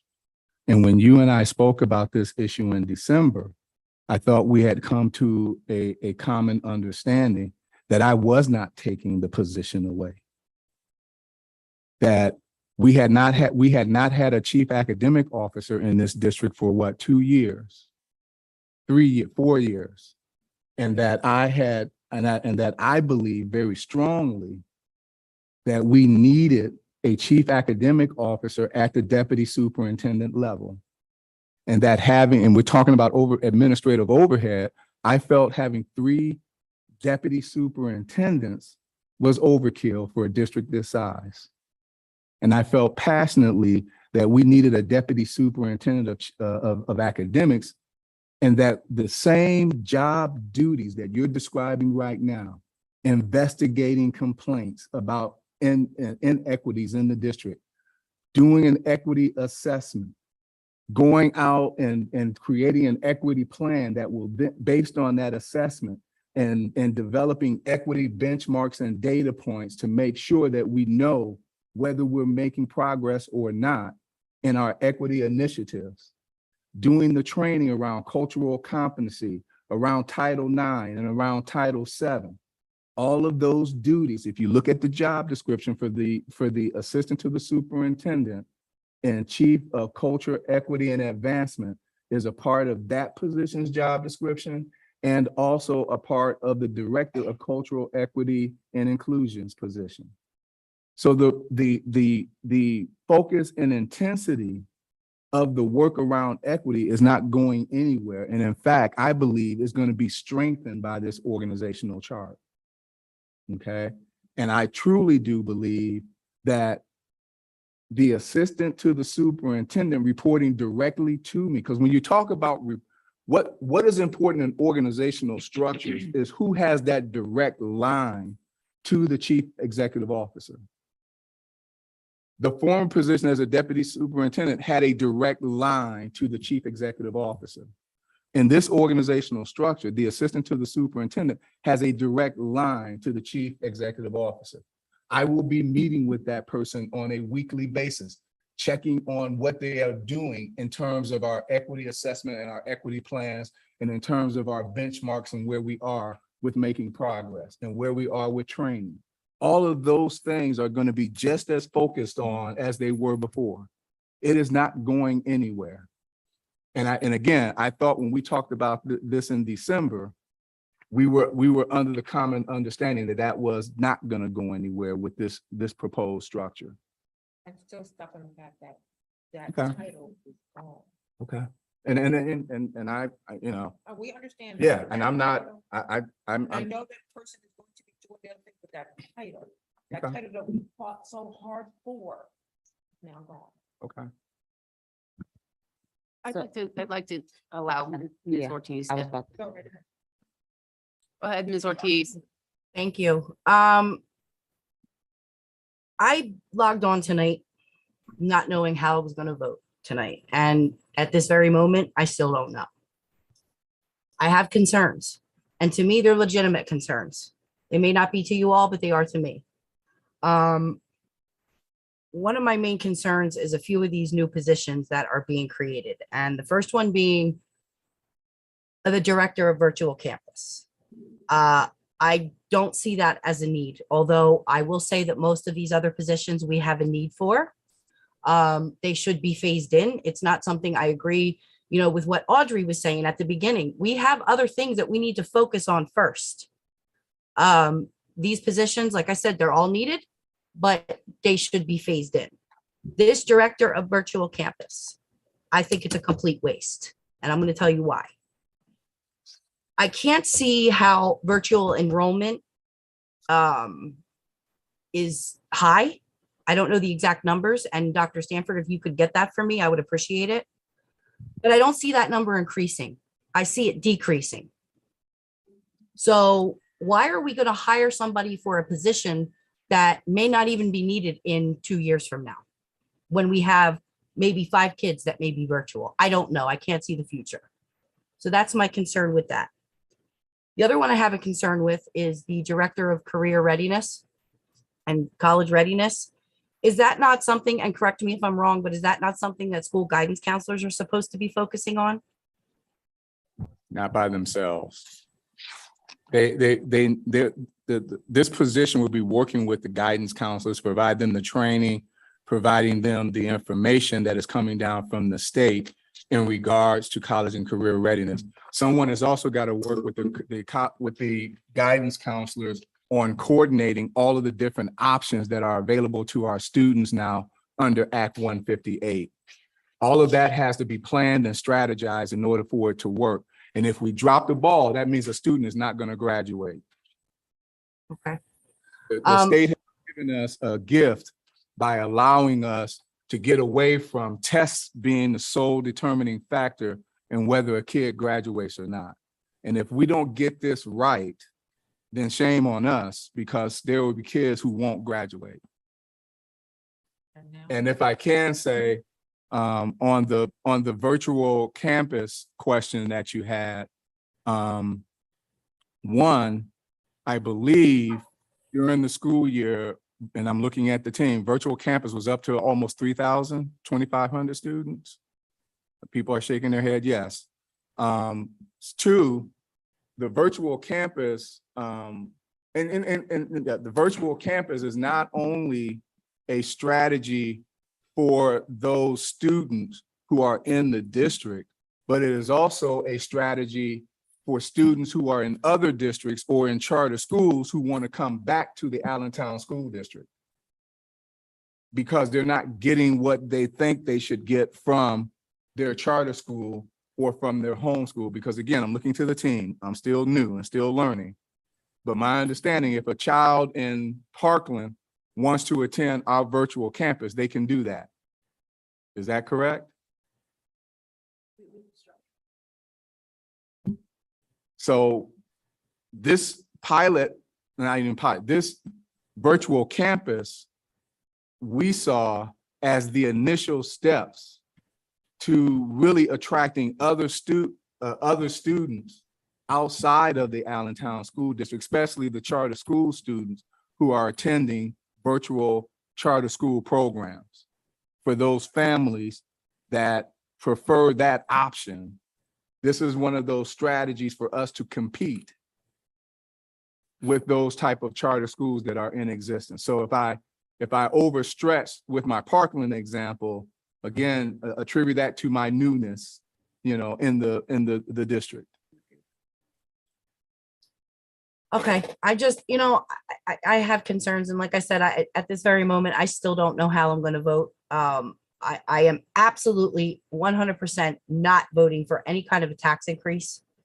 So I feel conflicted because how am I gonna vote yes tonight to this and then say no to tax? I'm very conflicted, and I have some concerns. So that's all I wanted to say. Those were my main concerns with those two positions. I don't, although I do think that we have a need for most of the other ones. I do as well agree that they should be phased in. It's not something that we should just bring them all now. It's not the time. That's all I have to say. Thank you, Ms. Ortiz. We're going to take a 5-minute break per the request of my colleague. If we could all please make sure we're back within 5 minutes, that'd be awesome. John. A couple of things. Here, I still let you know when it's time to.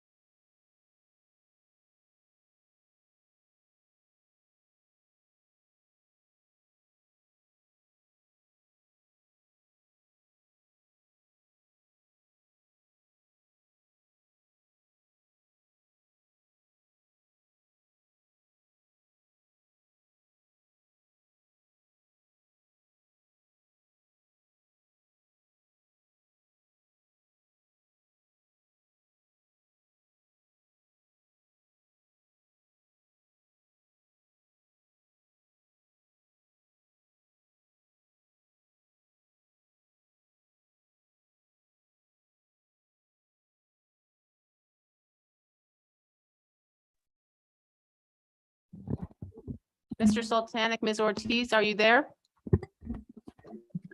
I Yes, I'm am. here. Okay. If I could call the meeting back to order, please.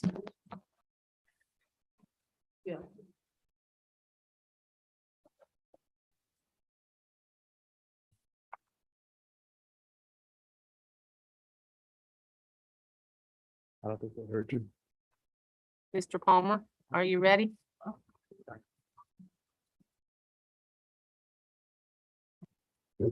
I believe when we took a break, there was not, if, and correct me if my memory is gray, but we were not at a point where somebody, actually, Ms. Brown, you had your hand up. Did you have?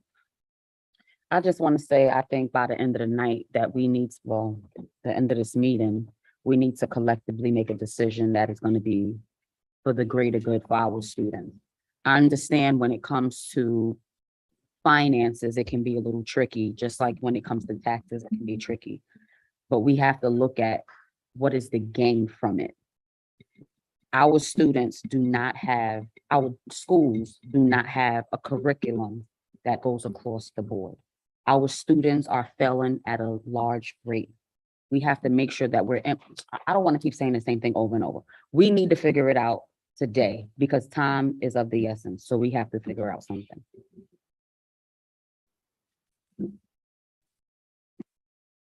Anyone else? Mr. Miller? It seems like we have a general, I mean, if there's Consensus? someone objects to this, but a general consensus on a phased approach. Is there anybody that's objecting to that? So, Dr. Stanford, can I ask you what that would look like and how we would get that done to have a vote tonight to give the administration direction on creating that financially so we can vote on our budget on Tuesday? Sure. So, just trying to think that through. I think it's pull his mic down so they can hear you. Sorry. Trying to think that through right now. Again, with the assumption that we've got 16 of these positions already in the proposed budget that was adopted in April. If that is accurate, right?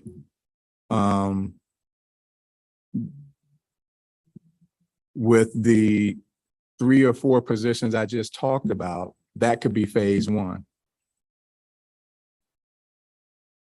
Phase 2 could wait until next summer. That's just off the top of my head. And with the stipulation that we get a chance to continue the conversation about this. I would love to continue this is too important for us to leave to this being the only conversation we have. I would love to continue the conversation and love to continue to debate whether or not these are good ideas. I never professed to be the sole owner of ideas. Yep. I preach this to our team all the time. Push back on me, challenge me on these ideas. But don't expect me not to challenge you back and have a dialogue and conversation about it. Right. That's how you come to a good decision, is when you push each other to think outside the box. So I would love to continue to have the conversation. It Absolutely. needs to be a year-long It discussion. really does. I mean, it really needs to be a conversation as long as we're in these roles, Absolutely. because things are going to change year to year. You know, we got an election coming up this year. We got who knows what new thing will come up, you know, that will challenge us. I mean, this has got to be the academic success of and I apologize if I'm getting a little bit animated because I'm really passionate about our kids. As you should. And so, you know, we have to be engaged in this conversation all the time. Mhm. Continuous improvement has to become a part of our DNA as an organization. We have to be looking at the data on a regular basis and making adjustments based on that data. This can't be a once in a year or once in a while conversation. So to answer your question, I would love to continue having the conversation. Absolutely. So are you amending the motion to phase in? I want to make an amendment. amendment, but I want to be clear on what the financial impact is on the amended. Well, I want to be, if we're going to phase it in, I would like to be clear on what positions we're choosing to phase in. Are we choosing to phase in the priority positions that were presented to us as of yesterday, or that were in the motion that died, or are we looking at the essential positions that we talked about today? So what positions are we phasing in, and what is the fiscal impact? Because those are the ones that were not approved yesterday. And if they are budgeted, they're budgeted for 150, and is there an additional lift and so on? Can I ask a question? Yeah. My question is, the 16 positions that I was told are in the budget already, are we in agreement that those are already in? We don't need to worry about those in this conversation. I would Yes, say yes. I will say yes. Are they in? Are there additional fiscal lifts for them? If this chart is correct, they're budgeted flatly at 150 or at what their current salary is. Some of them that have been repurposed. The current salary for one I'm looking at is 139,226, but the proposed org chart salary is 158,905. So there's an additional lift. So what is the, what?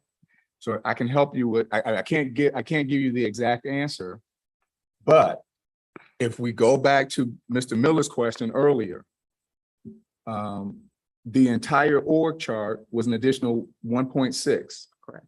Right. The number that he gave me for those 16 is 1.2. Same number.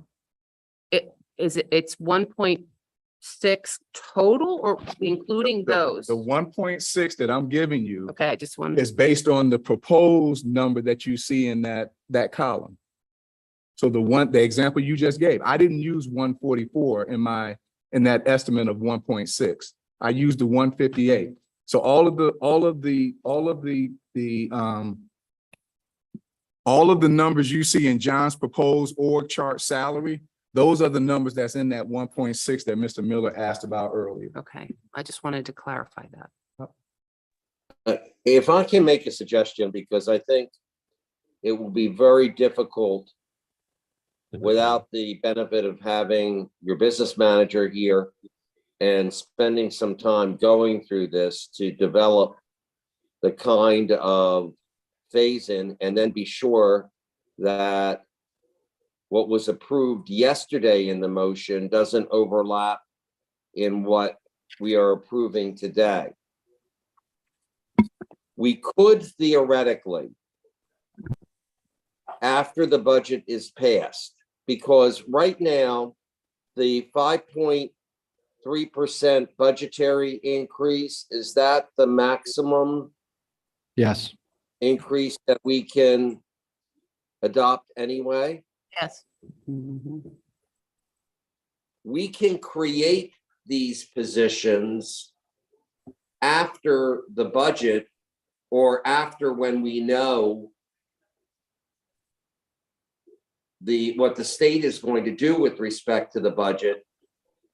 And the district could do it at that point. The only downside for Dr. Stanford will be, because he indicated he doesn't like to make mid-year change. But if we can't filter through those issues and the phase-in of the budget, I'm not sure that we'd be able to do that effectively before midnight tonight. That's my concern. So the only problem with what you're suggesting, Mr. Sultanic, and Mr. Miller has already talked about this, we were given the green light to move forward with filling these vacancies. And we've got people that are already scheduled to be interviewed for some of these positions that we're talking about right now. So what you're suggesting is that we're gonna have to put those interviews on hold? Is that what you're suggesting? That I was unaware of under the circumstances, and obviously that's another piece of the puzzle that's there. But if the motion doesn't get approved right now in its current form, and it will require 5 affirmative votes to do that, you have the same issue that occurs, that you're going to have to put those people who were scheduled for interviews on hold. And that's why I was in favor of doing a compromise, of doing a phase in. Yeah, but then we need to These define. positions get started in the school year. We're at the tail end of the hiring season. And we've got, especially for the chief academic, the chief of cultural equity and advancement, and the chief operating officers, we've got candidates right now that are being interviewed for those positions. Are those positions on your short form priority list? Those positions, again, were again, this is what Mr. Motion Aristocratian, number what three. Mr. Aristocratian shared with me is that those 3 positions are included in the 16 that were approved a part of the budget in April. So again, I mean, this was supposed to be a compliance issue to make sure that positions were going through the 301 process. Okay, well, understood. Understood. I'm just asking. In the motion that did not get a second yesterday, are those positions where you currently have candidates on that list of 5 priority positions that would need to get approved right now?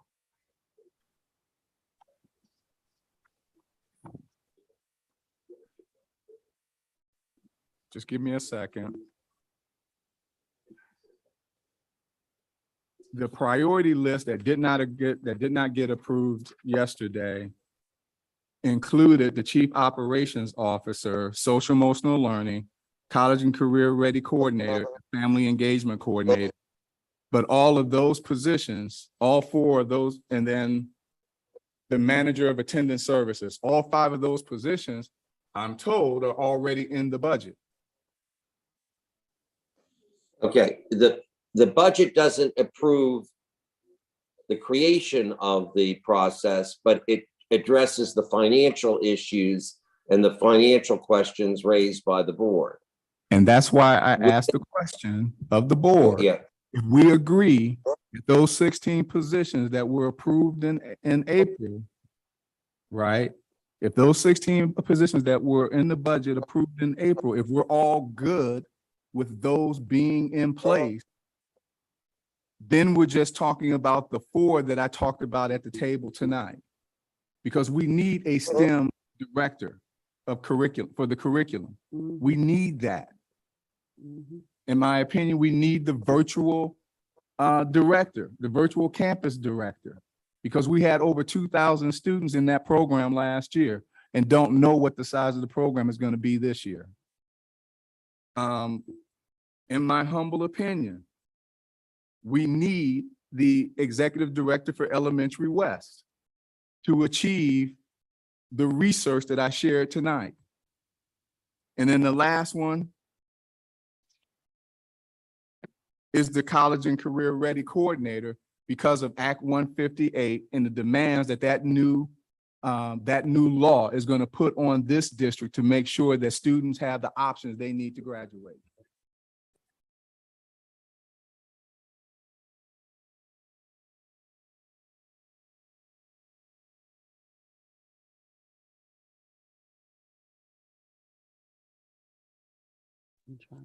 are any of, I just want to be clear because I'm just still confused between the 5 priority positions that were in the failed motion yesterday versus the 16 that were in the budget.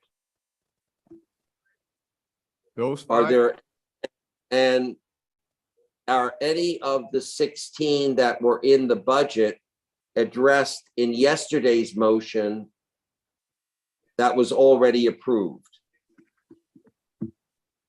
the answer is Because yes, that, because those positions, well, the answer is yes, to a certain degree, because yesterday, if I'm not mistaken, the director of STEM was in that motion.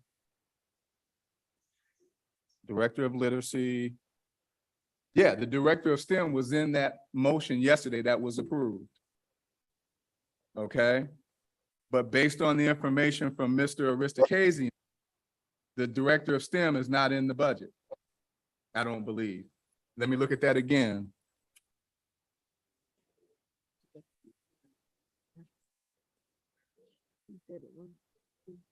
Yeah, correct. The director of STEM is not in the budget. That's why I highlighted it in pink for the board to highlight that those positions, those critical positions are not in this list that I was given yesterday. Okay, but the director of STEM was approved by yesterday's motion. That position is created. That's what we're here today to address under the 301 motion. You're going to have to address the financing of that as part of your budget on Tuesday, but that position is approved. What other positions that you were concerned about in terms of filling those positions with people for whom you have any other candidates? Are any of those other positions, were they approved yesterday too?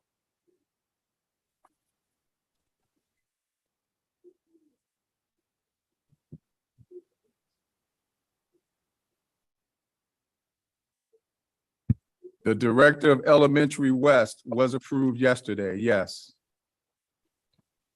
So that's two. The executive director of Elementary West was approved yesterday, yes.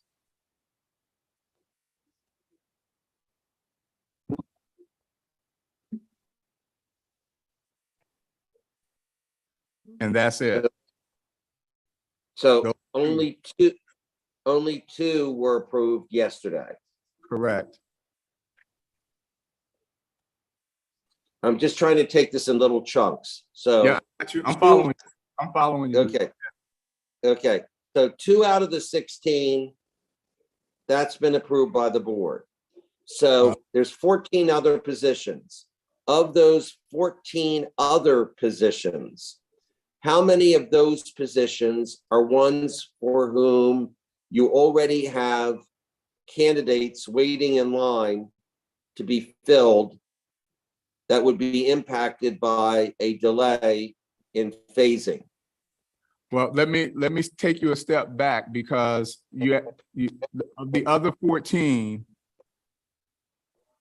that I'm sorry, of the positions ratified yesterday, there may be others that are a part of the 16 that we have been talking about that were approved a part of the April budget. So I gave you the two. No, I'm not talking about by the budget. I'm talking about because the budget doesn't approve the creation of positions. Correct. I'm just saying by virtue of the motion yesterday, were any of those remaining 14 positions approved? You're throwing me off when you say 14. What 14 are you referring to? You talking about the 14 out of the 16? You are, as I understand it, you were just asking the board to potentially, as phase one, consider those 16 positions as part of the budget because they're already included as part of the budget. And Yeah, I'm asking. What was throwing me off is that STEM was not included in those 16. That's when you. That was one position, but the board approved that yesterday. No, I'm right, but the list of 16 is down to 15, not 14. That's what kept throwing me off. You keep saying. Okay, I'm sorry. So there are 13 left, or 12, whatever is left on that list in the budget. Okay.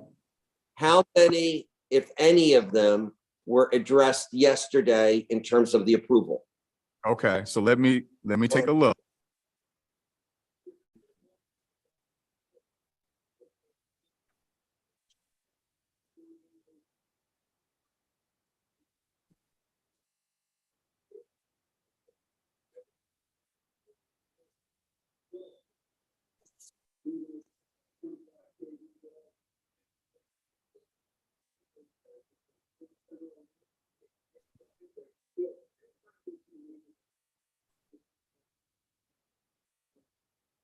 Core enrichment was approved yesterday. So that's another one. That's What position is that? Director of Core Enrichment. Okay.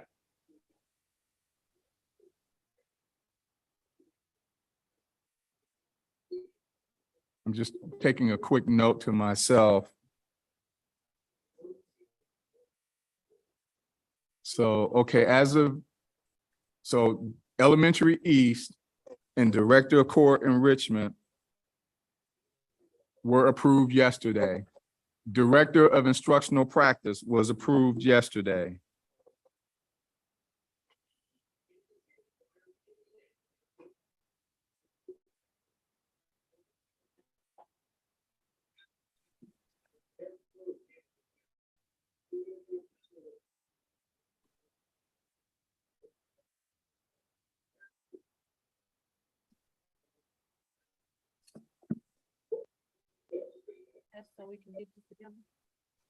No, I'm good. Thank you.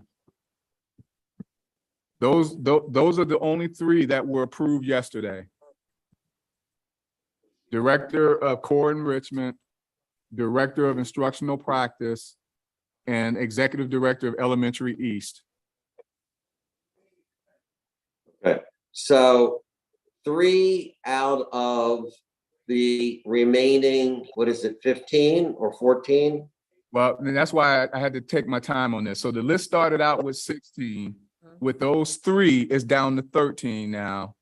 But that list of 13 does not include the STEM, the director of STEM. Okay, so once again, our function today is not to directly talk about budget, but the board's already approved the director of STEM. And unless you're willing to modify that moving forward as part of the budgetary considerations. And we've got 13 other positions that you are asserting should be included in phase 1. Well, what I was suggesting is that if you take those 3 that you're talking about out of the list, the 13 positions that are left on that list, plus the Executive Director of Elementary West, the Director of Virtual Campus, and the College and Career Ready Coordinator should be in phase 1. If that's what you're saying, then yes, that's what I'm suggesting.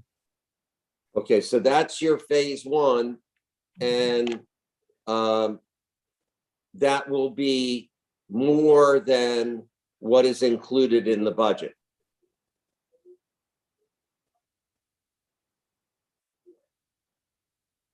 I can't answer that question because the 1.6 that we've been referring to was all of it. It was all 44 positions that we've been talking about. Yeah, but That all 44 positions weren't in the budget. Say that again? All 44 positions weren't in the budget. You said the 16 positions that were approved in April were in the budget. Well, that is not true because all of those 44 positions include existing positions that are on administrative staff right now that are in the budget. These 16 are considered the new positions that are added to the existing positions we already have. So the new positions are 1.6. I'm sorry, 1.2. Well, then I got to tell you, then I am completely confused as to what is in the budget and what is in the budget. Yeah, it is confusing. And that's why I want to make sure we're being very careful because again, the apples to apples comparison is that if you take all 44 positions, okay, and you add up what I proposed as a part of my org chart for those positions, it comes to $1.6 million. And if you take out the 7 supervisors of instruction, those 44 are now under $1 million in terms of the delta. the difference between what is already being paid for those positions and what the new rate that I am proposing they be paid at. Right. So what is that difference, Dr. Stanford? Is if you take out those 7 positions, it's $990-something thousand. If you add in the 7 positions, it's 1.6 million.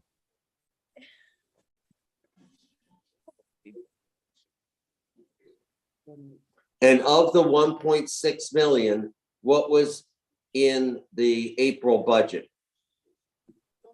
16, well, In terms of dollars? all of the existing positions are in the budget, plus these 16 positions that we're talking about tonight. So how many of the, if you want, I can go through and count them. No, we don't want you to do that. I don't want you to do that. Can't figure it. I don't want you. You're doing too much, right? This is ridiculous. We need all those positions. Can we? What are we gonna do? Take a vote? There's a motion on the floor. If you want to close debate, we can do that. Yeah, you can vote on the motion. If the motion fails, then the motion fails or the motion approves. You'll need 5 people to agree to have the motion as presented, which is not phased in.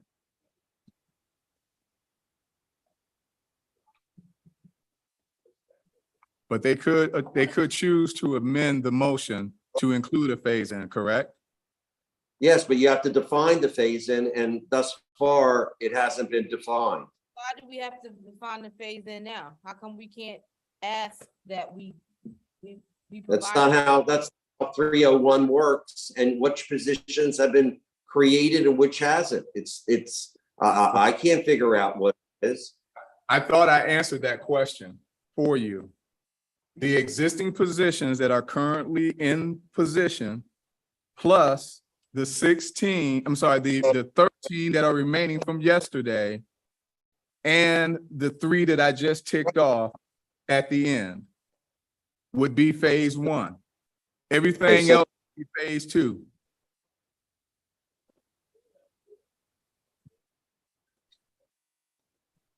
So there would be, in effect, 16 to 13 plus the 3 additional positions will be phase 1. The new phase 1 positions. That would be created by virtue of this action.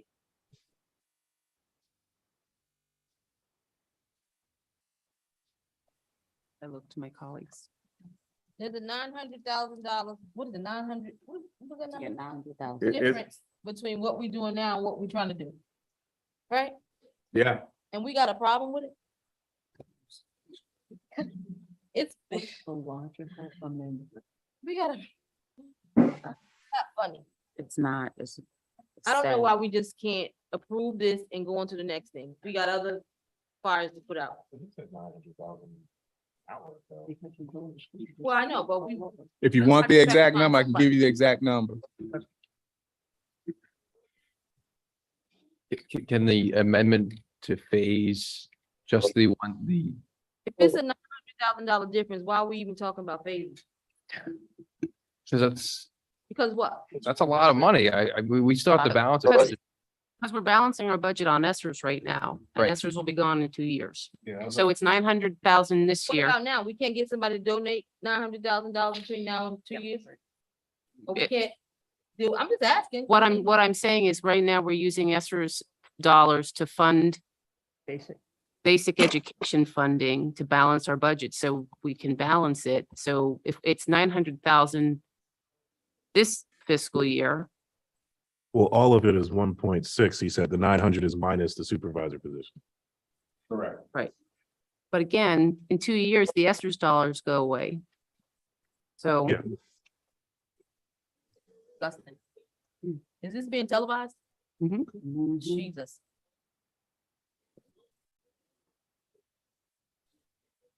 I will entertain a motion. See I'll who's on entertain the- an amendment Healthcare. or an amendment to the motion. We have a motion. if someone wanted to make an amendment that looked read as the 16 positions that we already have in the budget, the proposed budget, we as phase one, and then we reevaluate post budget approval, like Jeff mentioned. Are you making? I'm not making that amendment, but I'm just saying that could be, I'm just entertaining that option. I'll make the motion. It's better than walking out of here and not having nothing, but I'm not in agreement because I'm still questioning why we just can't go ahead and do it. So I'll make the motion with the amendment for phases. Because clearly, if I made the motion as it is to approve it, I think we're clear that everybody's not going to vote for it. So I'm can I, just trying to get the most we can get for our kids. Don't confuse it. Are you making the motion to amend? before you make that, can I just ask, Yes. like, to help, I guess, clear your mind? If you've made it known that this will help you the most, this will be great for your success. If you do this for the students, it comes down to the students. If we do it in piece, we do it in phases, how great will it be for our students if we did this in piecemeal? What we have discussed as being the potential phase in, I'm okay with. I think I can work with that. But that's not what you need. It's not, but, you know, getting this district moving forward is better than seeing the whole thing go down the flames and not being able to do anything. And so what you're hearing me say, what I have heard in terms of a phase-in, what I heard was that the 16 positions plus the 3, and then we can figure out the rest of this after we get more information from the state. I'm okay with that. Knowing that, again, the likelihood of us recruiting, if those are vacant positions, the likelihood of us recruiting, you know, for these other positions after the budget pass, after the state budget passes, and have something in place for the beginning of the school year is small. And what I'm saying, those positions will probably have to wait until next year, if they even happen at all. Take that chance. Well, it's better than not getting anything. I feel like this district has lived on, it's better than not getting anything for Got way to talk too into the long. microphone. I was saying, I feel like this district has lived on, it's better than not getting anything for way too long. And I want you to do a successful job for our students. I do. And to just be good with the minimum and living in the mediocre, I don't want to continue to do that. Just don't. So I agree with you, Mr. Palmer, but what's gonna happen is we're gonna Just take voicing the my vote. opinion, Yeah, that's no, all. and I appreciate it, not feel the same way. But what happens is, when people show you and tell you who they are, you're supposed to believe that. Absolutely. It was understood that they're not going to vote that way. So you can vote that way, you can vote that way, I can vote that way, but when it goes around, it's gonna get knocked down and the kids are not gonna get anything. You know, so, and I'm not even sure, even with the phase, we're gonna get something, you know, because I don't know how everybody's gonna vote, but I know, I think I've been here long enough. So I will definitely make the motion for the phase, but that is not what we need. And still with the phase, we still have to come back to the board at some point to see if, say yes or no, and that probably would be a no too. All I gotta say is I'm tired of housing our children. I'm tired of getting the bad news and folks acting like they don't know where it's coming from. And we have sat in here and we have approved things that we know we couldn't afford. We've taken out bonds, we've done all kinds of things. And we never stayed in the boardroom this long to do it. But when it comes down to something like this, I don't understand why it's taking us so long to say yes, when the leader that we hired is saying this is what I need. And if I would rather say yes, and then go back and try to figure out how we can supplement the budget or do something else. But to say no outright is not a good look. So I'm not gonna dwell on it. You wanna make the motion, To amend to Vivian? include the positions only that are in the approved preliminary budget. That's not what we just discussed though. So the three that I've been talking about, Director of STEM, Right. Director of Virtual, and the Director of Elementary East goes out the window. No, they were approved yesterday. Mhm. The Ones Only that the director of STEM was approved yesterday out of that list. correct. we Dr. get a Stanford, can you second. tell me how to write the motion? I'll say it. I just need to write it so I can make sure I don't mess What I up. thought I heard the consensus coming around was the 16 positions Mhm. plus the Elementary West Executive Director, the Virtual Campus Director, Wait a minute. Virtual campus. and the College and Career Coordinator.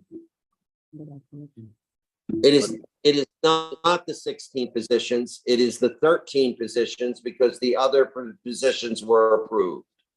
Okay, so 13 positions that are still left to be ratified. The 13. No, approved, no, not ratified, to approve, to be approved. Okay, the 13 positions yet to be approved, to be created, plus the three that I just listed. And then everything else would be phased in. Can't be the at motion. a- Well, at a- everything else, we don't need to even say that at this point. What we're creating right now is, and then the board, when it's ready, can approve the other positions.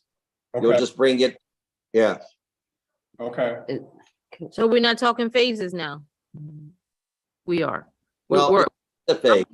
This is this effectively, even if you said a phase-in plan right now, you wouldn't necessarily be able to vote on that because you don't know what the timeline is and the like. You don't know what your monetary timeline is. well, Mr. Miller has suggested that we would come back and revisit once the state Right. is decided. Right, but I don't know if that needs to be in the motion per se. You don't, oh, Okay, Take it out the motion. The question, Why? Dr. Yeah, Stanford. don't confuse the keep the motion simple. Question, Dr. Stanford, because we went around in circles so many times, I kind of lost track a little bit. Is the curriculum position within those 13 positions? yes. Okay. You have Director of Core Enrichment, Director of Instructional Practice. So there are 4 curriculum positions. The Director of ELA Social Studies, the Director of Core Enrichment, Director of Instructional Practice, and the STEM Director. Okay. So- Um, Just give me a second. can I ask you? All right. Yeah, the Director of English Language Arts and Social Studies was ratified yesterday. So all 4 with this motion, all 4 curriculum positions would be in place with the Executive Director in place as well. Okay. That's included in the 13. That is included, yes. The Executive Director of Curriculum is in the 13. The Director of Core is in the 13, and the Director of Instructional Practice is in the 13. And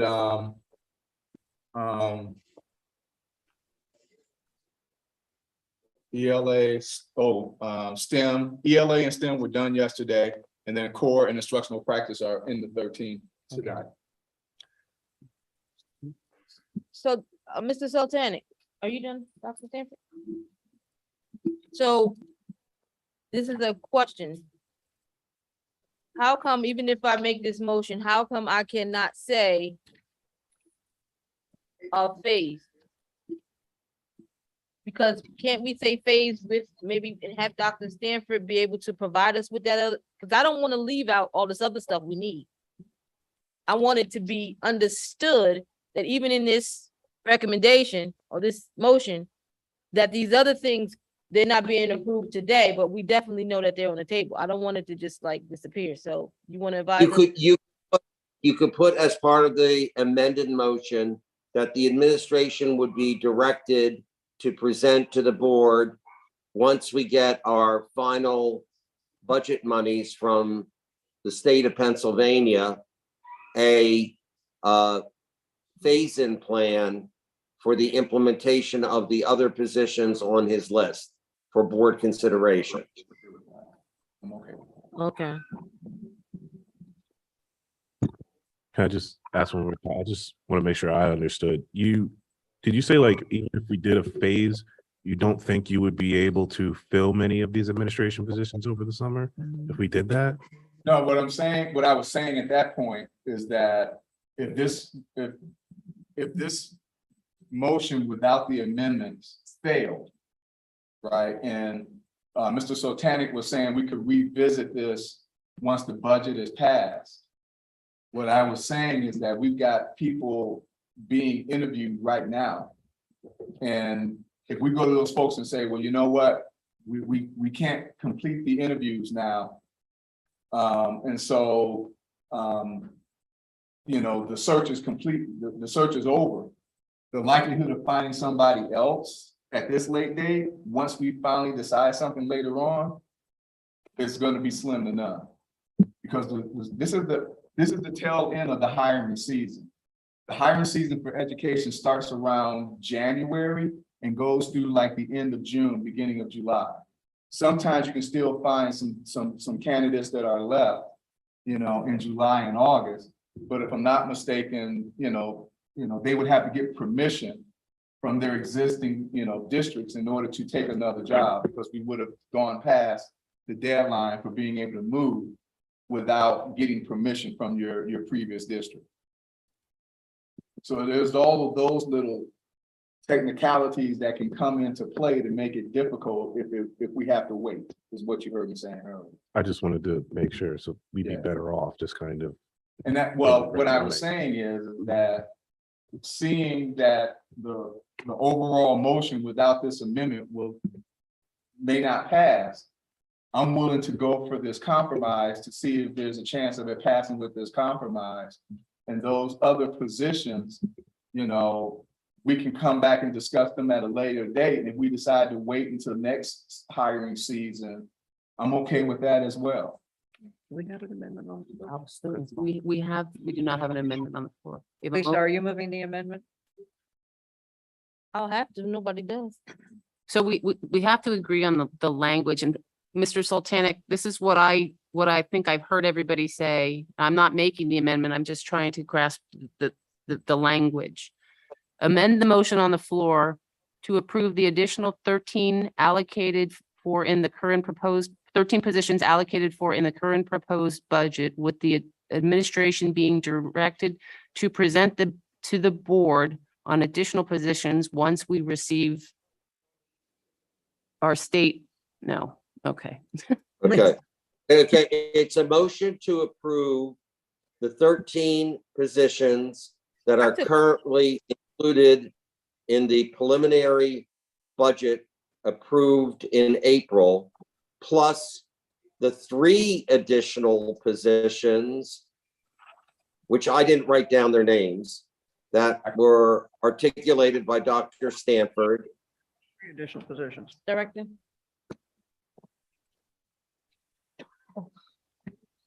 So it's a total of 16 positions that you are approving right now. Say that again, sir. And then there would be an additional language indicating that the administration will be directed to present a plan once additional budgetary proceeds are received to deal with the phase-in of the remaining positions in the reorganization plan presented to the board.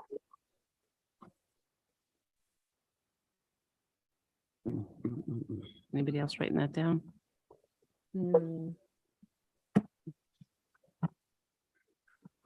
I make a motion. Can I try this thing? You want to text me? So, attorney? You can just say a motion to that effect.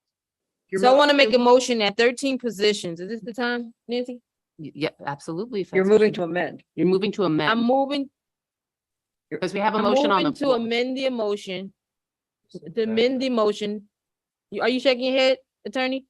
We have a motion on the floor, Attorney Sultanic. Because he didn't say Okay, it's a motion to amend the motion that is on the floor to include or Let me try. create the 13 positions that were allocated in the April preliminary budget approved by the district, plus 3 additional positions. And you'll fill in those names, Dr. Stanford, in the motion.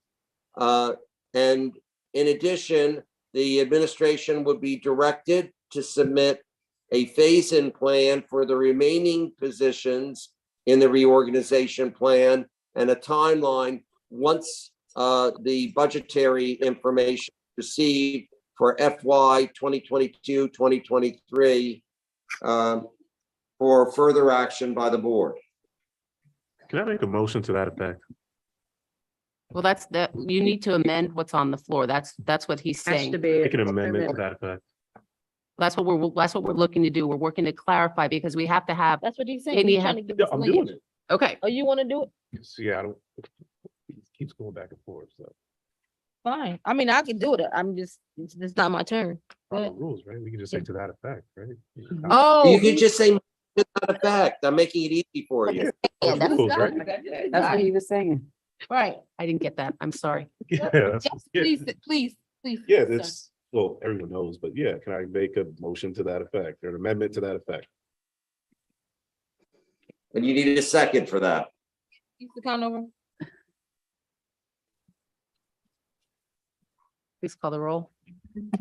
Okay, now this only amend the motion. It doesn't approve it. Correct. Okay, We're voting to approve to alter the motion on the floor. So what we're voting for right now You're not- is the amendment, and Yes. then once, if the amendment passes, if we get a majority vote on the amendment, then we have to vote on the motion itself. The main one. that is correct. That's correct. Ms. Matheson, Would make me first. Yes. Mr. Miller, Yes. Ms. Ortiz, Yes.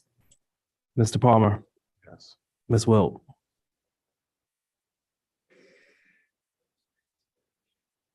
Yes. Ms. Brown, Yes. Ms. Conover, Yes. Ms. Harris. Yes.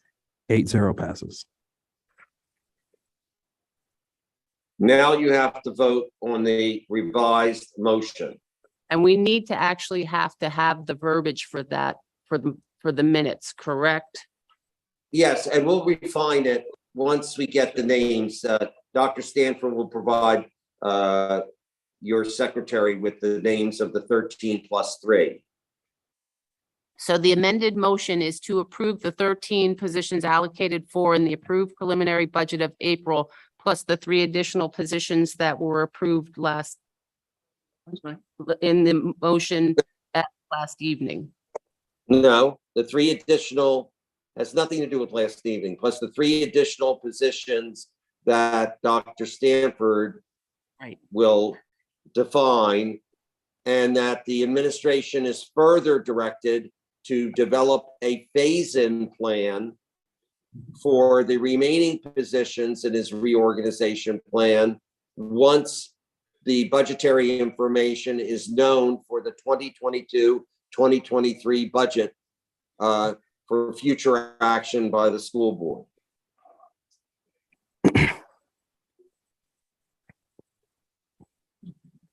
And you could do, once again, a motion, you know, the motion, the motion's on the table already. You don't need to say anything. And now you just need to vote. Okay, so the amended motion that was on the table, so now we just need to vote on it. We Right. don't, And a vote of yes commit you to these new positions, and will also further give direction, because this will be a larger budgetary figure than what is in your current budget.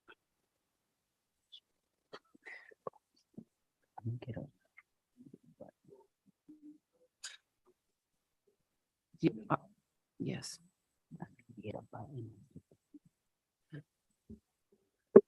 Please call the roll. Mr. Miller, No. Ms. Ortiz, Yes.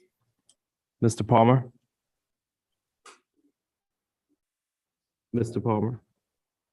Ms. Wilt? No. Ms. Brown? Yes. Ms. Conover? Yes. Ms. Harris? Yes. Ms. Matheson? No.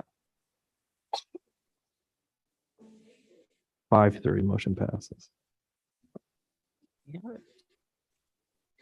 No public comment. No public comment. I entertain a motion to adjourn the meeting. Is there a second? Second. Meeting adjourned. And let's have a hamburger.